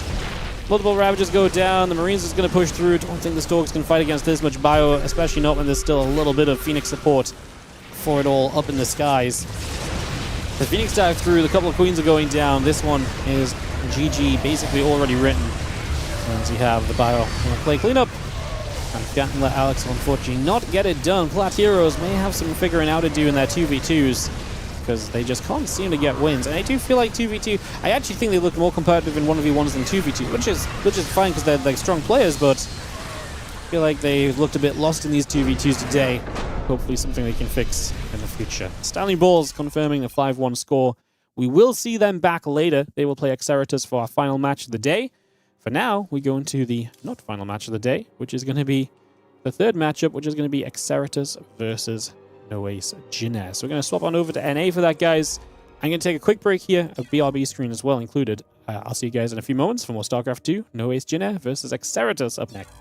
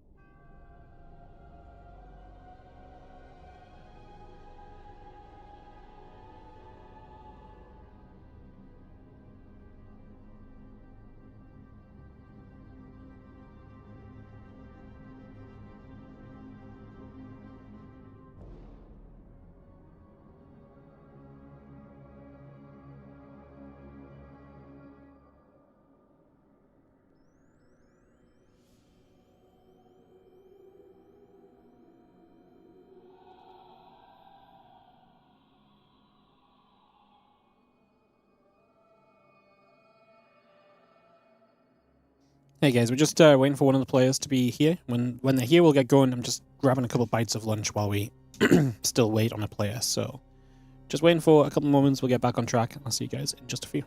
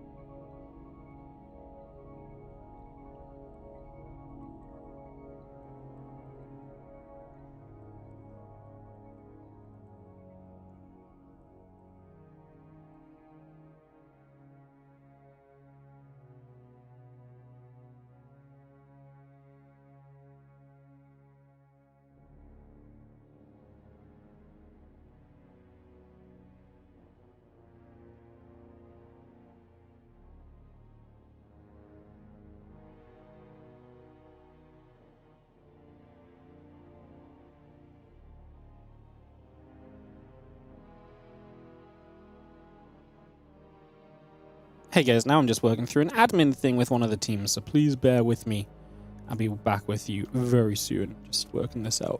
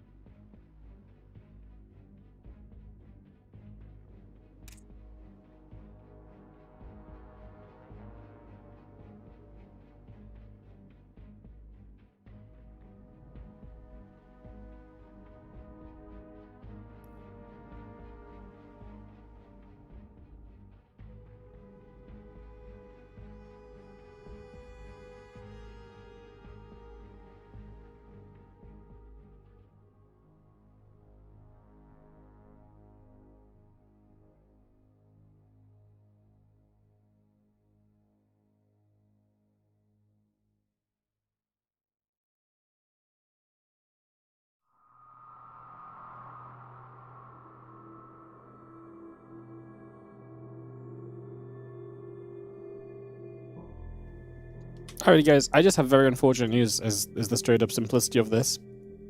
Xeratus unfortunately just have big issues, so they can't they just can't play. Is the straight up simple aspect of this. There's not really much else to add, it's just they can't play, multiple of their players can't play. And they obviously are next 2 games, so that's it. It's over.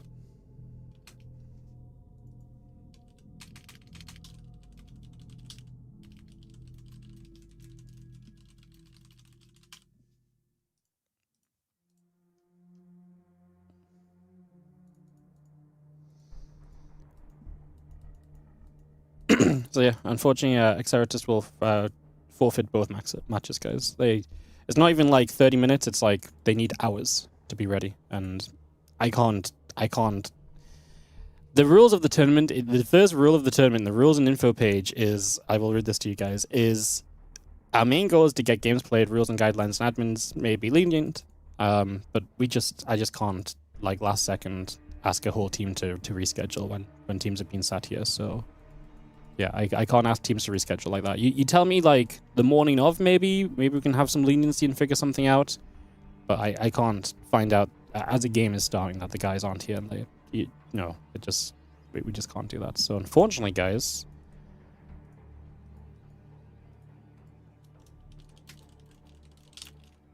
it's just going to be 2 walkovers, sadly. Yeah, I can't really do too much else about it. Like I said, obviously that just sucks because, like I said, our main goal is just get games played. We work with people to try and, you know, work it whichever way we can. But yeah, we just can't really do anything else. So unfortunately, that will be that. SB versus Janair. Yeah, I didn't think of it, but I already told the Janair guys they could go. And to be honest, when you start moving matches off of other days, it only creates issues further down the line as well. Like NoAce versus Janair versus SB. Like SB and Janair also play like second matches on that day, so it'd basically be saying like, you know, you play another match now, but then actually there's going to be one game later. It just doesn't really. It doesn't fix any problems apart from giving us something to stream. It's very unfortunate this is today, because tomorrow we actually have another match happening that is off stream, so we could have maybe jumped into that, for example, to extend, but yeah, unfortunately it's just going to be it today, guys. So I appreciate you all, and I'm sorry, because obviously, like I said, I can't really do much about it, but I apologize, because I literally was just telling you guys how there's like another 12 games, and that's not the case at all. So yeah, apologies, guys. So yeah, as 2 walkovers, I have nothing left to stream, and hence, we're done. I just have nothing else to stream, really. So I guess I'm gonna go and take an easy Saturday, guys. Cool. Yeah, I guess I'm gonna go take an easy Saturday, chill out a bit, and hang out, and yeah. Appreciate you guys. I'm gonna run some ads on the outro, and I'll host you guys over to someone. Yeah, I don't really have much else to say. Sorry, guys. I appreciate you all, and I'll see you guys. I'll see you guys tomorrow for more Team League. Tomorrow, we have Bonkers versus Old War Machines, the Musketeers against Old War Machines, and also the Musketeers against the Shopify Rebellion. I think is definitely the highlight of tomorrow. So that's going to be a lot of fun as well. So yeah, I'll see you guys tomorrow for that. But sorry, and I'll see you guys there. Bye. Boo. Big sad.